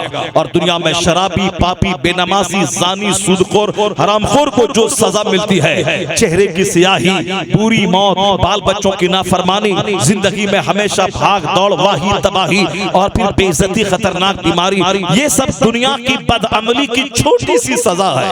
अब बड़ी सजा वो आखिरत में है। वाला अज़ाबुल आखिरत अकबर, आखिरत का अज़ाब सबसे बड़ा है। और उसी की झलक दुनिया में शराबियों का सीना जला के दिया जाता है ताकि जान ले ये सजा छोटी सी है। अब बड़ी सजा तो जहन्नम की आग में मिलने वाली है। इस पॉइंट को अगर आप दिमाग में रखेंगे तो फिर आपको यहाँ से बहुत बड़ा सबक, बहुत बड़ा पैगाम मिलेगा। और मुमकिन है कि कोई सारी जिंदगी सूद खाए, यहाँ कोई मुसीबत नहीं आए, तो फिर आप ये नहीं बोलेंगे इनको मुसीबत नहीं आई। ये दुनिया बदले की दुनिया है कहाँ? बदले की दुनिया तो आखिरत है, जहाँ का एक दिन 50,000 साल के बराबर होगा। अगर दुनिया का भी अल्लाह दिखा देता है दुनिया में, ये अल्लाह की मर्जी है। और मुमकिन है कि कोई जिंदगी भर झूठ बोले और जबान उसके में लकवा नहीं मारे, और कोई एक बार झूठ बोला और अल्लाह ने फौरन उसकी कुव्वते गोयाई छीन ली। ये समझना छोटी सी सजा है। और जिसको सजा यहाँ नहीं मिली उसको तो खतरनाक सजा अल्लाह आखिरत में उसके लिए तैयार करके रखा है। एक शख्स था जिसको इसमें आजम मालूम था, जो भी दुआ करता था दुआ कबूल हो जाती थी। इसमें आजम का जो जानकार होता है वो जो भी दुआ करे दुआ कबूल हो जाती है। वो अगर किसी मुर्दे की हड्डी पर इसमें आजम पढ़ के फूंक दे वो मुर्दा जिंदा हो जाता है। वो अगर इसमें आजम पढ़ के दीवार पे फूंक दे वो दीवार सोने की दीवार में तब्दील हो जाएगी। वो इसमें आजम अल्लाह के नेक बंदों वलियों को इसमें आजम मालूम होता है। वो शख्स इसमें आजम का जानकार था, जो भी दुआ करता दुआ कबूल होती थी। अल्लाह तबारक व तआला ने उसको इसमें आजम का इल्म अता किया था। और इल्म दीन इतना उनके पास था कि 12,000 तालिबे इल्म उनकी दरसगाह में उनसे सबक हासिल करते थे। और सबके हाथ में दवात और कलम होता था। उनकी तहरीरों को, उनकी गुफ्तगू को, तकरीर को लोग लिखा करते थे। इतनी इज्जत अल्लाह ने दी थी कि 12,000 तालिबे इल्म, ऐसा नहीं कि तकरीर सुनने के लिए साल में एक बार कोई आ गए। मैं यहाँ आया हूँ खिताब करने के लिए, आज सैकड़ों आदमी हमारे सामने मौजूद है। ये तो जिंदगी में पहली बार मैं आपसे मुखातब हूँ, मुमकिन है कि दूसरी बार फिर आपसे मुलाकात तक ना हो। इसी तरह जलसा जुलूस साल में, 2 साल में, 5 साल में एक बार होता है। लेकिन जो बच्चे क्लास में पढ़ते हैं वो अचानक साल में एक बार नहीं पढ़ते हैं, वो 30 दिन पढ़ते हैं। और जब तक वहां पढ़ते रहे मदरसे में, वह रोजाना क्लास में अपने उस्ताद के सामने पढ़ते हैं। उस्ताद उन सारे तलबा को एड्रेस करता है, खिताब करता है, उनको किताब समझाता है। वह शख्स इतना बड़ा आलिम था कि 12,000 तलबा उसकी दरसगाह में पढ़ते थे। इसमें आजम का जानकार था कि जो दुआ करता कबूल हो जाती थी। उसी दौरान एक वाकया पेश आया। वो वाकया यह था जनाब मूसा अलैहिस्सलाम, जिसके मानने का दावा ये यहूदी लोग करते हैं। ये यहूदी मूसा अलैहिस्सलाम को भी ठीक से नहीं मानते हैं। मूसा अलैहिस्सलाम की तालीमात में तहरीफ कर दी, उसमें उन्होंने मॉडिफिकेशन कर दिया, उसमें चेंजिंग कर दी, अपने मनमाने ढंग से बात बढ़ा दिया। ये यहूदी की खसलत है कि अपना मतलब निकालने के लिए वो अल्लाह के कलाम में तब्दीली कर देते थे। मालदार कोई ज़िना किया तो उसको सजा नहीं मिलेगी, गरीब कोई ज़िना किया उसको 100 कोड़े मारे जाएंगे, उसको संसार किया जाएगा। ये हाल यहूद और नसारा का था। आज भी अगर कोई मौलवी चेहरा देख के फैसला सुनाता हो, ये खसलत यहूदियों जैसी उसके अंदर मौजूद है। सरकार का कुरान, सरकार पे नाजिल होने वाला कुरान अपनी असल हालत में 1,500 साल से मौजूद है। क्योंकि कोई मौलवी ऐसी जसारत नहीं कर पाया कि कुरान पाक की तहरीर को बदल दे और उसमें अपनी तरफ से कुछ बात लगा दे या कुरान की बात को वहां से मिटा दे। ये कोई कर भी नहीं सकता, चूंकि अल्लाह ने कुरान पाक की हिफाजत का जिम्मा ले लिया है। जिन जिन लोगों ने भी कुरान पाक में तहरीफ करने की कोशिश की, उनका मकसद पूरा नहीं हुआ। आज से 10 साल पहले अमेरिका ने अल फुरकान नामी एक किताब लिखवाया। कई करोड़ रुपए खर्च करवा के, कई दानिश्वरों को बैठा के अरबी जबान में उन्होंने वो किताब लिखवाया ताकि दुनिया के सारे लोग इसकी हाई क्वालिटी का लैंग्वेज देखकर इस किताब को पढ़ने लगे। जब वह पढ़ पढ़ेंगे तो धीरे धीरे उनका ओरिजिनल जो कुरान है उससे लोग हट जाएंगे और ये किताब पढ़ेंगे, फिर धीरे धीरे इस्लाम से लोग बरगश्ता हो जाएंगे। और इतनी मेहनत के बाद बहुत सारे दानिश्वरों के जरिए लिखाई जाने वाली किताब वो बिल्कुल चंद ही दिनों के बाद वो हवा हो गई। लोगों के नजदीक उस किताब का असर खत्म हो गया। वो लिखवाने वाला लिखने वाला वो किताब सब जलील हो गई, कोई नाम तक नहीं जानता है, क्योंकि बड़े प्लान के तहत उसने लिखवाया था ताकि दुनिया भर में कुरान की बजाय अल फुरकान नामी इस किताब को सब मुसलमान के घर में सबके घर में दाखिल कर दिया जाए। 1400 साल में बेशुमार तहरीकें आई। आज भी दिल्ली का एक पाखंडी बोलता है कुरान पाक लड़ने का पैगाम देता है, इस किताब पर पाबंदी लगनी चाहिए। डेनमार्क में भी और भी कई जगहों पर इस तरह की बातें आती हैं, मगर एक धमक है, अल्लाह ने इस किताब की हिफाजत का जिम्मा लिया है। सारे लोग मिलकर अगर कुरान पाक बदलना चाहें, मिटाना चाहें, उसमें कोई तब्दीली करना चाहें, नहीं कर पाएगा। इंसान नापाक कतरे से पैदा हुआ है। इंसान के पेट में 2 केजी हमेशा पाखाना रहता है और ये मरने के बाद कब्र में इसका सारा वजूद सड़ जाता है। जिसकी इब्तिदा कमजोर, जिसका प्रेजेंट कमजोर, जिसका फ्यूचर कमजोर, ये कमजोर खुदा से मुकाबला कैसे कर पाएगा? दुनिया का सारा इंसान माँ के पेट से पैदा होता है और जब बाप माँ से मिलता है नापाक कतरा निकलता है। उसी नापाक कतरे से जिसका अंग अंग नापाक हो जाता है, उसी में नाक नक्शे की तामीर होती है, ये इंसान पैदा होता है। माँ का माहवारी खून MC जो नापाक, जिस हालत में नमाज पढ़ना हराम, जिस हालत में औरतों पे रोजा रखना हराम, वो MC का खून रोक कर 9 महीने तक बच्चों की खुराक का इंतजाम अल्लाह करता है। जिसकी इब्तिदा माहवारी खून पीना हो, जिसकी इब्तिदा नापाक कतरे से नाक नक्शे की तामीर हो, ये इंसान अल्लाह से मुकाबला करना चाहेगा, कभी नहीं होगा। अल्लाह ताला छूट देता है 10 साल, 20 साल, 25 साल, 40 साल, 400 साल। बंदा अकड़ता है, सोचता कोई खुदा नहीं है। खुदा होता तो हम झूठ बोलते हैं, कहाँ बीमारी आई, हम शराब पीते हैं, कहाँ हम पर अजाब आया, वो बाबरी मस्जिद तोड़ दिया, कहाँ अल्लाह का फरीक अल्लाह का अजाब नाजिल हुआ। ये जानता नहीं कि 400 साल दुनिया का 4 सेकंड है अल्लाह के नजदीक। अल्लाह ने अब्रहा की फौज को तबाह कर दिया, छोटे छोटे कीड़ों, छोटे छोटे परिंदों की पत्थर के टुकड़ों से अल्लाह ने दिखा दिया। और हमेशा ऐसा नहीं करेगा, दिखा दिया कि मैं ऐसा कर सकता हूँ। बाकी तुम्हारा काम है कि अपनी मस्जिद बचाओ, अपना सजदा बचाओ, अपनी खानका बचाओ। तुम शराब पियो, ज़िना करो, चोरी करो और मस्जिद पे हमला हो तो अल्लाह फरिश्तों के जरिए बचा ले, तो फिर तेरी शरारत तो और बढ़ जाएगी, तेरी खजालत तो और बढ़ जाएगी और तेरी बदमाशी तो और बढ़ जाएगी।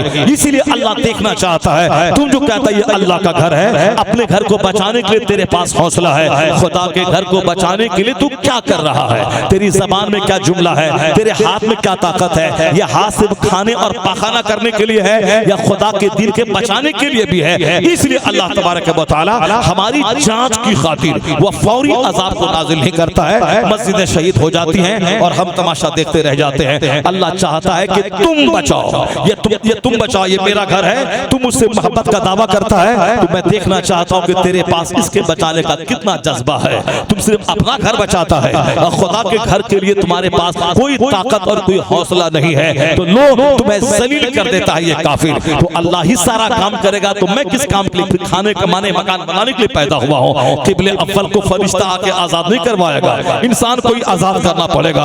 और जिस दिन कोई सलाहुद्दीन जन्म लेता है, उस दिन हजारों लाखों करोड़ों यहूदों नसारा को शिकस्त मिलती है।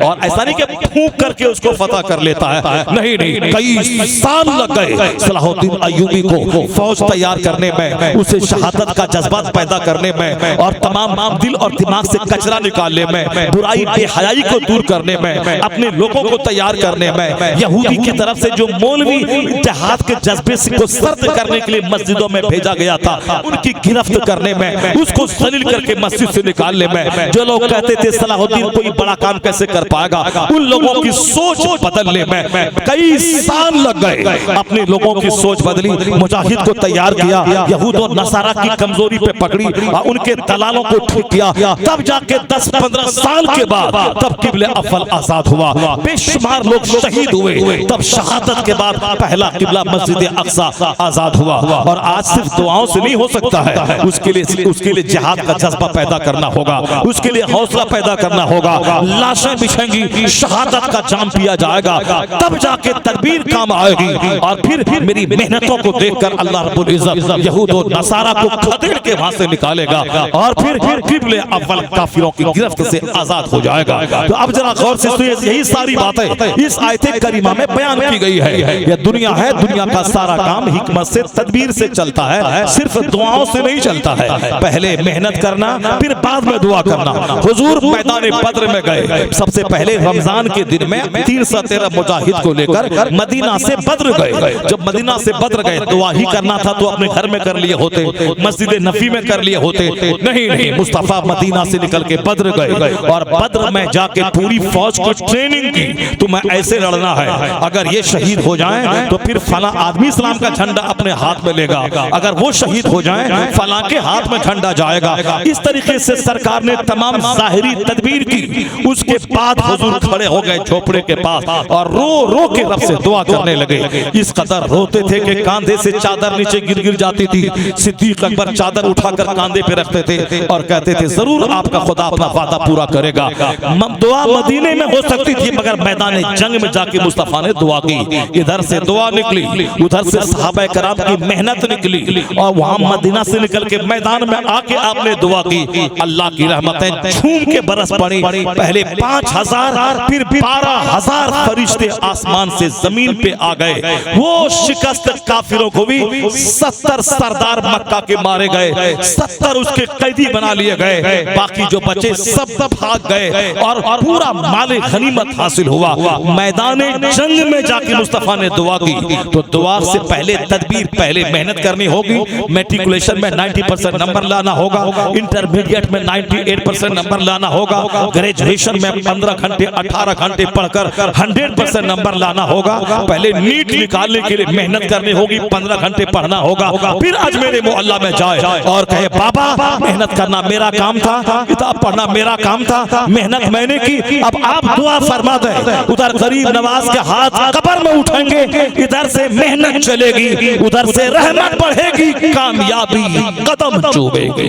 यही है फार्मूला हदीस का, यही है फार्मूला कुरान का। अचानक कुछ नहीं होता है, मेहनतों से, तदबीर से, हिकमत से सब कुछ होता है। मेहनत सिर्फ दुआओं से काम नहीं चलता, वरना सारा मुसलमान तो दुआ कर ही रहा है। दुआओं से अगर मसले का हल निकलता तो कश्मीर को बहुत पहले आजादी मिल गई होती, तिबले अव्वल आजाद हो गया होता। तदबीर भी करनी है, फिर तकदीर पर भरोसा भी करना है और फिर दुआ करनी है। जैसे सलाहुद्दीन अय्यूबी ने की थी। खबर मिली कि काफिरों का दस्ता उनकी पूरी फौज को उजाड़ने के लिए बहुत बड़ा समंदरी बेड़ा उनकी तरफ भेजा है। सलाहुद्दीन ने सबसे पहले कील कांटे दुरुस्त किए, उसके बाद पूरी रात मस्जिद में जाकर रो रो कर रब्बे कदीर से दुआ की। इधर से मेहनत काम करी, पहले तदबीर किया, हमला हो तो कैसे जवाब देना है, अपनी फौज को निर्देश दिया, आदेश दिया, हथियार का जायजा लिया। फिर उसके बाद मस्जिद में आके रोने लगे, अल्लाह से मदद की भीख मांगने लगे। सुबह मस्जिद से जब बाहर निकले, एक मजलूम फकीर सामने खड़ा था। कहा बाबा दुआ करो कि अल्लाह फतह दे, ये काफिर बहुत बड़ा समंदरी बेड़ा हमको तबाह करने के लिए भेज रहा है। वो मजलूम बोला, ए सलाहुद्दीन क्या मैं तेरे लिए दुआ करूं? तुम्हारे रात में तुमने जो आंख से आंसू के कतरे बहाया है, ये आंसू का कतरा दुश्मनों के बेड़ा को समंदर में गर्क कर दिया है, डुबा दिया है। 3 दिन के बाद खबर मिली कि समंदर में तूफान आया और पूरे तूफान में फौज, असलहा, राशन समेत पूरा बेड़ा दुश्मनों का गर्क हो गया। जो काम कभी कभी गन से नहीं निकलता है, वह तदबीर और दिल से निकली हुई दुआओं के सदके में वह काम बन जाता है। आज मुसलमान हाफ माइंडेड हो गया है। एक वह लोग हैं जो मस्जिद में दुआ करते हैं, मेहनत नहीं करते। एक वह लोग हैं जो सिर्फ मेहनत करते हैं, उनमें दीनदारी नहीं है, इसलिए भी हाफ माइंडेड है। मेहनत है, इनके पास दुआ और इबादत नहीं है, उनके पास दुआ और इबादत है, मेहनत नहीं है। इस्लाम चाहता है कि दुआ भी रहे, तदबीर भी रहे, हिकमत भी रहे, स्ट्रगल भी रहे, जद्दोजहद भी रहे। इधर से जद्दोजहद चले, स्ट्रगल चले, उधर से खुदा की रहमत बरसे, फिर सारी कौमें पीछे रहेंगी और कामयाबी की शाहराह में सबसे आगे मुस्तफा का गुलाम बढ़ता निकलेगा। क्योंकि उनके पास मेहनत है, खुदा की मदद नहीं है, मेरे पास खुदा की मदद है, मेहनत नहीं है। तो जिस दिन मेहनत हो और खुदा की मदद साथ हो, सारी कौमें पीछे रहेंगी, सबसे आगे मुस्तफा का गुलाम रहेगा। अब जरा मुलाहजा कीजिए वो आयत करीमा जिसमें अल्लाह ने सारी बातों को खोल खोल के बयान किया है। वो शख्स इसमें आजम का जानकार था, जो दुआ करता था दुआ कबूल होती थी। 12,000 तलबा उसकी महफिल में पढ़ते थे। जब जनाब मूसा अलैहिस्सलाम 6 लाख फौज को लेकर उसकी तरफ जिहाद के निकले, वो कौम जब्बारीन थे। 6 लाख फौज लेकर, 6,000 नहीं, 6 लाख फौज लेकर जनाब मूसा अलैहिस्सलाम कौम जब्बारीन से जिहाद करने के लिए चले।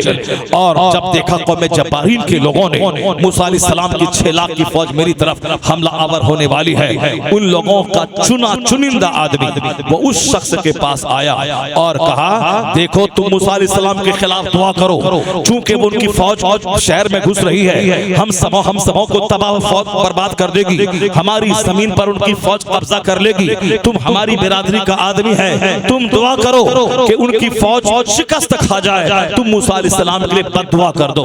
उन्होंने कहा ऐसा कभी नहीं होगा, वो अल्लाह के रसूल है, वो अल्लाह के पैगंबर है, वो अल्लाह के नबी हैं, हम उसके खिलाफ कभी दुआ नहीं करेंगे। आप लोग सुन रहे हैं, तवज्जो से सुन रहे हैं, आप लोग तवज्जो से सुन रहे हैं? जब सुन रहे हैं तो हाथ उठा के बोलिए सुभान अल्लाह और जोर से बोलिए ला इलाहा इल्लल्लाह। वरना जंगल में अजान देने से क्या फायदा है और पसीना बहाने से और एनर्जी लॉस करने से क्या फायदा है? अगर आपकी पूरी तवज्जो मौजूद है तो सारे लोग मिलकर बोले एक बार जोर से सुभान अल्लाह और जोर से बोले अल्हम्दुलिल्लाह और जोर से बोले ला इलाहा इल्लल्लाह मुहम्मदुर रसूलुल्लाह सल्लल्लाहु तआला अलैहि व आलिहि वसल्लम। इसको गिरा बांध के रख ले, मस्जिदों में भी, खानकाहों में भी, चौराहे पे भी, अपने घर में अपने बाल बच्चों के दरमियान इस वाकया को बयान करे, नौजवानों को बयान करे, अपना ईमान ताजा रहे और दूसरों का कंफ्यूजन भी दूर करने की कोशिश करे। काफिरों को आखिरत से कोई मतलब नहीं, मतलब सारा सिर्फ मुसलमानों को है। हमें खुद भी नेक बनना है, दूसरों को भी नेक बनाना है, हमें खुद नमाज पढ़ना है, दूसरों को भी पढ़वाना है। लेकिन जिस दिन से स्पिरिट घट गया कि हम ही पढ़े वो नहीं पढ़े, हम ही खाएं वो ना खाए, ये कुत्तों जैसी सिफत आ गई, हम जलील और रुस्वा हो गए। चूंटी अकेले चीनी नहीं खाती है, 1000 चूंटी सहेलियों को बुला के लाती है और जहां भी शक्कर हो 1000 चूंटी नजर आती है, वो अकेले नहीं खाती, जिस पर नजर पड़ी सारी सहेलियों को बुलाती है तब खाती है। मगर ये कुत्ता जहां कोई मरा हुआ जानवर मिला वो अकेले खाता है। दूसरे मोहल्ले का कुत्ता अगर आ गया और वहां खड़ा होकर देखता है, ये कुत्ता वहां जाता है, भौंक भौंक कर उसको भगाता है, फिर वो अकेले खाता है। जो अपने आप में अकेले में जीता हो और सिर्फ मुर्दार पे हरीस बन के ललचाई निगाह से देखता हो, दूसरे को मार भगाता हो, उसकी आदत कुत्तों से मेल खाती है। जो खुद जीता है, दूसरों को जीने देता है, खुद नेक बनता है, दूसरों को नेक बनाता है, खुद नमाज पढ़ता है, दूसरों को पढ़ाता है, खुद अच्छी रोजी हासिल करता है और दूसरों को अच्छी रोजी का जरिया बताता है, उसकी आदत है चूंटी की तरह है। उसकी ये आदत फरिश्तों से मेल खाती है। जो रात भर हुल्लड़बाजी करे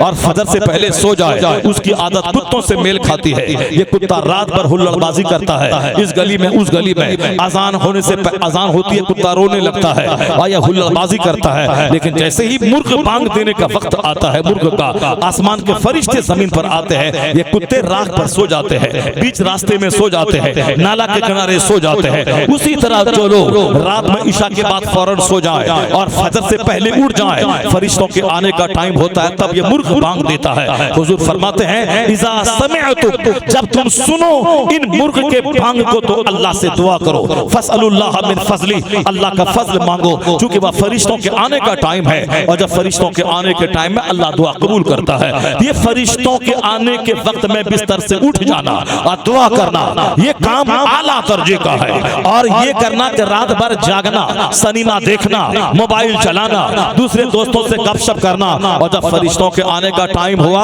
अब जूता पहने हुए सो जाना, बिस्तर पे सो गया, दालान पे सो गया, जहां चाह सो गया। अब 10 बजे उठना है। बुजुर्गों ने कहा ये आदत कुत्तों जैसी है कि रात भर हुल्लड़बाजी और सुबह के टाइम में सो जाना, और ये काम फरिश्तों का है, फरिश्तों जैसा कि इशा के बाद फौरी सो जाए और फजर से पहले उठ जाए, ताकि फरिश्तों के आमद के वक्त में ये मोमिन दुआ करे। तो फरिश्तों वाला काम कर, मुर्ग के बांग से सबक हासिल कर, ना कि जानवरों कुत्तों वाला काम कर। कुत्ते की आदतें बड़ी खराब होती हैं, यानी दूसरों को तकलीफ पहुंचाना, भूखना और लालच की वजह से हमेशा सिर्फ पैसे पे नजर रखना, कहां से माल मिल जाए, सूद से, शराब से, ग्रुप में सूद उठा के जैसे भी हो पैसा चाहिए। कुत्ते को हड्डी मारे तो भी जबान निकालता है कि हड्डी मिली खाएंगे, और अगर पत्थर मारे तो भी जबान निकालता है कि हड्डी रही होगी।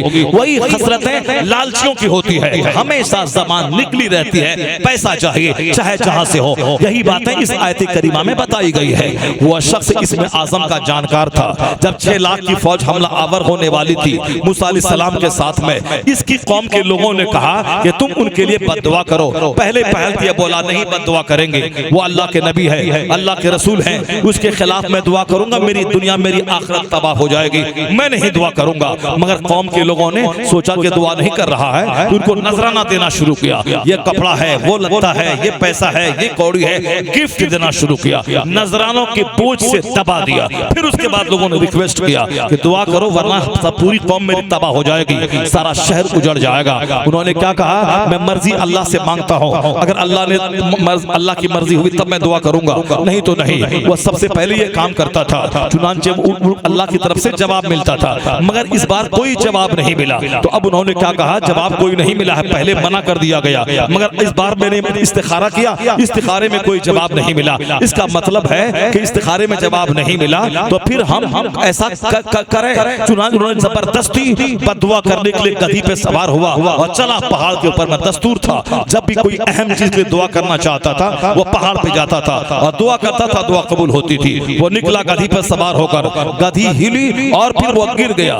3 बार इसी तरह से गिराया उसको, मगर ये नहीं समझा कि इशारा क्या है। जब चौथी बार चढ़ा तो गधी को मजबूरन बोलना पड़ा। वो बोला, अफसोस है, किसके खिलाफ तू बद्दुआ करने जा रहा है? देख फरिश्ते मेरा रास्ता रोक रहे हैं, मैं आगे नहीं बढ़ पा रही हूँ, फरिश्ता रोक रहा है। मगर ये खबीस मर्दूद गधी को मारता हुआ वो चला। वो वहां जाके दुआ करना शुरू किया, हाथ उठाया।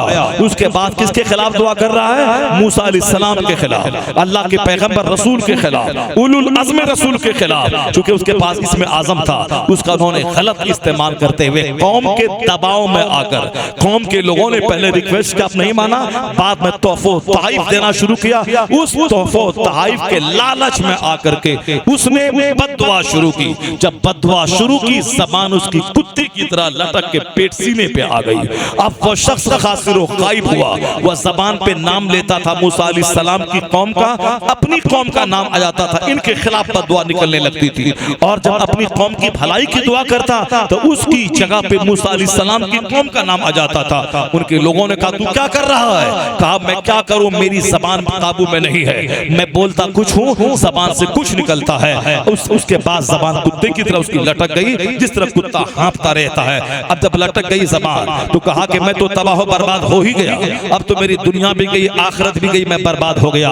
अलबत्ता एक काम मैं तुझको करने कहता हूं, अगर तू चाहता है कि तू बचा रहे, मूसा अलैहिस्सलाम की फौज को शिकस्त मिल जाए, वो हार जाए, बस एक काम करना, यानी जब उसकी फौज शहर में दाखिल हो, अपनी खूबसूरत लड़कियों को सजा कर संवार कर तो उनके लश्कर के बीच में छोड़ देना। चुनांचे अगर तुम एक आदमी भी अगर ज़िना कर लिया उसके साथ में तो 6 लाख की फौज हार जाएगी। क्योंकि अल्लाह को ज़िना बहुत नापसंद है, अगर उसकी फौज में एक फर्द भी ज़िना किया तो सारी फौज उसकी हार जाएगी। ये तदबीर उन्होंने बता दिया। अब उसके बाद वो तो जालिम और जाबिर हो ही गया, बद्दुआ करने के बदले में उसकी ज़बान तो कुत्ते की तरह लटक ही गई। कुरान शरीफ में कई आयतें इस ताल्लुक से आई है।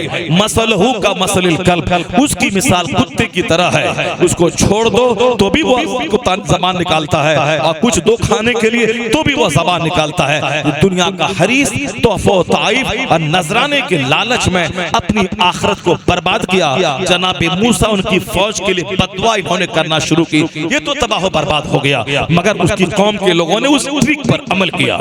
जब जनाब मूसा अलैहिस्सलाम की फौज हमला आवर हुई तो फिर इन लोगों ने अपनी खूबसूरत लड़कियों को नीम बरहना करके मूसा अलैहिस्सलाम की 6 लाख फौज में उन्होंने उसको घुसा दिया, ताकि किसी की नजर तो पड़ेगी।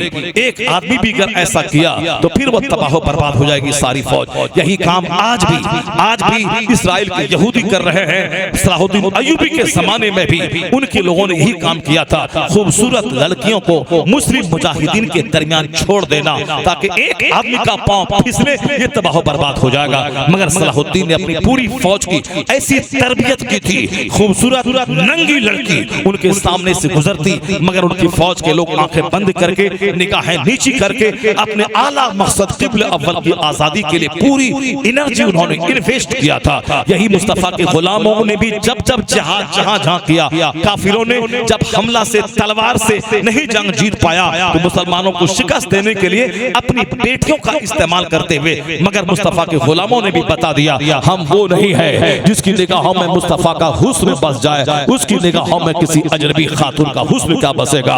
वो क्या दबे जिस भी हिमायत का हो पंजा तेरा, जिस पर मुस्तफा का हाथ हो वो क्या एक गलीज चीज को वो चाटेगा। इसलिए हमारे तमाम शोहदा, तमाम मुजाहिदीन ने कभी भी अपने आप को फिसलने नहीं दिया। फिर क्या हुआ, जब मूसा अलैहिस्सलाम की फौज हमला आवर हुई तो उसमें उन लोगों ने उस शख्स के बताए हुए ट्रिक पर अमल करते हुए अपनी खूबसूरत बेटियों को उनके लश्करों के पास से गुजरने के लिए छोड़ दिया।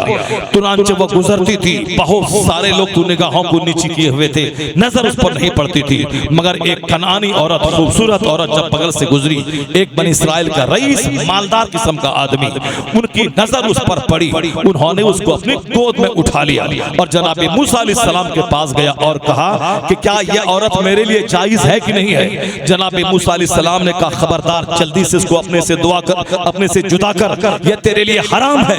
बगैर निकाह के औरत का इस्तेमाल करना इस तरह से यह हराम है, जल्दी से जुदा कर वरना अल्लाह का अजाब नाजिल हो जाएगा। वह शख्स एक पैगंबर जनाब मूसा अलैहिस्सलाम की बात सुनने के बाद भी अमल नहीं किया, क्योंकि दिमाग पर जुनून चढ़ा हुआ था, शहवत का भूत सवार था, उसने नहीं माना। उस औरत को अपने खेमे में ले गया, उनके साथ मुंह काला किया, ज़िना किया। इधर ज़िना करना था कि अल्लाह का अजाब ताउन की शक्ल में आया। एक घंटे के अंदर अंदर 70,000 लोग ताउन के मर्ज में मर गए, तड़प तड़प के एक घंटे के अंदर में। जब जनाब मूसा अलैहिस्सलाम को पता चला, उनका जो एडवाइजर था, मुशीर था, वो जब यहाँ आया और पता लगाया कि ये क्या माजरा है, ये क्या माजरा है, क्या हो रहा है, तो सारा वाकया जब बयान किया गया तो उनके मुशीर ने उस लड़का, उस अमीर और जिस लड़की के साथ ज़िना किया था, उन दोनों को कत्ल किया। जब कत्ल किया फिर उसके बाद यह गिल्टी वाला ताउन का जो अजाब था वो अजाब रुका, मगर इस बीच में 70,000 लोग मर चुके थे और मूसा अलैहिस्सलाम सख्त नाराज होकर वह रवाना हो गए। 6 लाख की फौज में 70,000 मर गए, बाकी जो बचे सब मूसा अलैहिस्सलाम के साथ वापस रवाना हो गए। यानी एक आदमी ने ज़िना किया, उसकी वजह से 70,000 मारे भी गए और शिकस्त भी हुई। 6 लाख की फौज हार कर वापस हो गई। अब यहाँ बताया ये जा रहा है कि एक आदमी ने ज़िना किया, 70,000 ताउन के मर्ज में मारे गए और 6 लाख की फौज को शिकस्त हुई। ये जो कहता है कि अल्लाह कहाँ है, रसूलुल्लाह कहाँ है, ये मुसलमान हाथ शिकस्त क्यों खा रहा है। एक ने ज़िना किया तो 70,000 ताउन में मारा गया और 6 लाख की फौज बुज़दिल होकर वापस गई, जंग हार गई। जहाँ हर घर में ज़िना हो, हर महफिल, हर मोहल्ले में ज़िना हो, अमीरों में ज़िना हो, गरीबों में ज़िना हो, नौजवानों में ज़िना हो, बूढ़ों में ज़िना हो, जहाँ बेपर्दगी हो, ये बता दें कि कैसे हम खुदा की रहमतों की उम्मीद कर सकते हैं, हम पर खुदा की रहमतें नाज़िल होंगी। एक बहुत बड़ा मैसेज, एक बहुत बड़ा पैगाम इस आयत करीमा के जरिए उम्मत मुस्लिमा को मिल रहा है कि मकबूल मुसलमान सारे के सारे एक मकान में लगी हुई ईंट के समान है। एक ईंट भी कमजोर हुई सारा मकान कमजोर हो जाता है। जिस तरह सर से लेकर पांव तक एक जिस्म है, सारे पार्ट्स एक जिस्म का अंग है, अगर एक अंग में कांटा चुभे सारा जिस्म उस दर्द को महसूस करता है। तो पूरी दुनिया की उम्मत मुस्लिमा एक जिस्म की तरह है। एक बंदा भी शराब करे, एक बंदा भी ज़िना करे, उसकी नहुसत में सारी उम्मत को झेलना पड़ता है। यहाँ तो एक बंदा ने ज़िना का 70,000 मारे गए, मगर यहाँ तो कदम कदम पे ज़िनाकारी को तूफान है। साहब मकान 50 करोड़ का है, एक मर्द है वह दूसरी गर्लफ्रेंड के साथ चैटिंग कर रहा है, उसकी बीवी दूसरे बॉयफ्रेंड से चैटिंग कर रही है, उनका जवान लड़का गर्लफ्रेंड से चैटिंग कर रहा है, उसकी जवान लड़की दूसरे बॉयफ्रेंड से चैटिंग कर रही है। ये घर है कि तवाइफ का कोठा है जहाँ प्यार मोहब्बत के नाम पे प्रोस्टिट्यूट और ज़िना का माहौल बन गया हो, बेपर्दगी ने निगाहों को खराब कर दिया हो और ज़िनाकारी ने समाज के तकद्दुस को लूट लिया हो। ये बताएं वहाँ इज्जत कैसे बचेगी, फतह कैसे मिलेगी, कामयाबी कैसे मिलेगी। और आज भी आयत करीमा आवाज देती है अगर फतह चाहिए तो तकद्दुस इख्तियार कर ले, आंखों में हया, बदन में लिबास, औरतों में पर्दा। मर्दों की दुआ अल्लाह रद्द कर देता है। जब औरतों के पायल की आवाज अजनबी मर्दों के कान में जाए उस वक्त मर्दों की दुआ अल्लाह रद्द कर देता है। हराम खा के कोई खाने काबा के अंदर दुआ करे अल्लाह उस दुआ को रद्द कर देता है। हलाल खाकर पाकीज़ा बनकर अपने मोहल्ले की मस्जिद में कोई दुआ करे तो जो दुआ हराम खा के काबा में कबूल ना हो वो दुआ हलाल खा के मोहल्ले की मस्जिद में कबूल हो जाती है। इस्लाम हलाल पे जोर देता है, इस्लाम हया पे जोर देता है।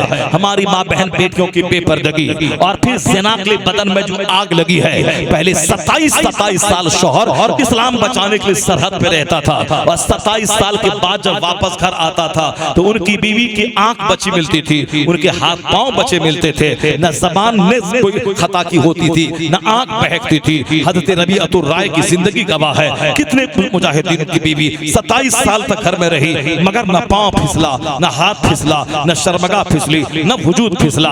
मगर आज गरम गरम गजा खा के, गरम गरम मोबाइल चला के, गरम गरम कहानी सुन के सिर्फ मज़ारात पे आना भी है ताकि उससे मेरी शादी हो जाए, बात बात आना भी है ताकि हमको दौलत मिल जाए। मज़ारात से आवाज आती है 40 साल तक जिसकी नमाज कज़ा नहीं हुई तू भी यहाँ से सबक लेके जा, तू कोशिश करके मेरी नमाज कज़ा ना हो।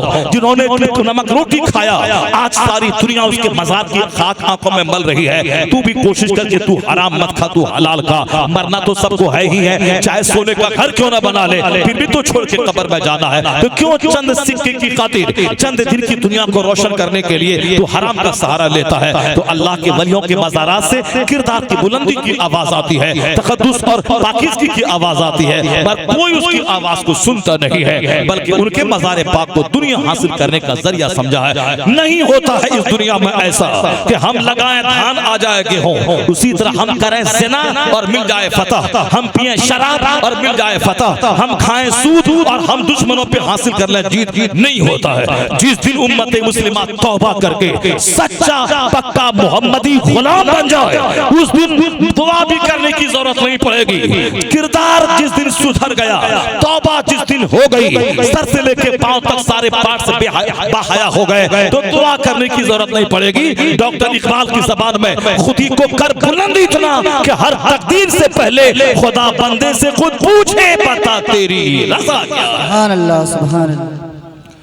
खुदी को कर बुलंद इतना कि हर तकदीर से पहले खुदा बंदे से खुद पूछे बता तेरी रज़ा क्या है। अल्लाह तबारक व तआला हम सबों को इस्लामी सोच अता फरमाए, हमें अपने बाल बच्चों की सही तरबियत की तौफीक अता फरमाए, हमें हमेशा आलिमों नेक लोगों बुजुर्गों की सोहबत में रहने की तौफीक अता फरमाए। अल्लाह उम्मत मुस्लिमा पे रहम फरमाए। अल्लाह हमें अपने अहवाल दुरुस्त करने की तौफीक अता फरमाए। हमारे सीनों में अल्लाह जज्बे जिहाद अता फरमाए। अल्लाह उम्मत मुस्लिमा पे रहम फरमाए। अपने महबूब के सदके सबों को नेक और मुत्तकी बनने की तौफीक अता फरमाए। आमीन। व आखिर दावाना अनिल हम्दुलिल्लाहि रब्बिल आलमीन।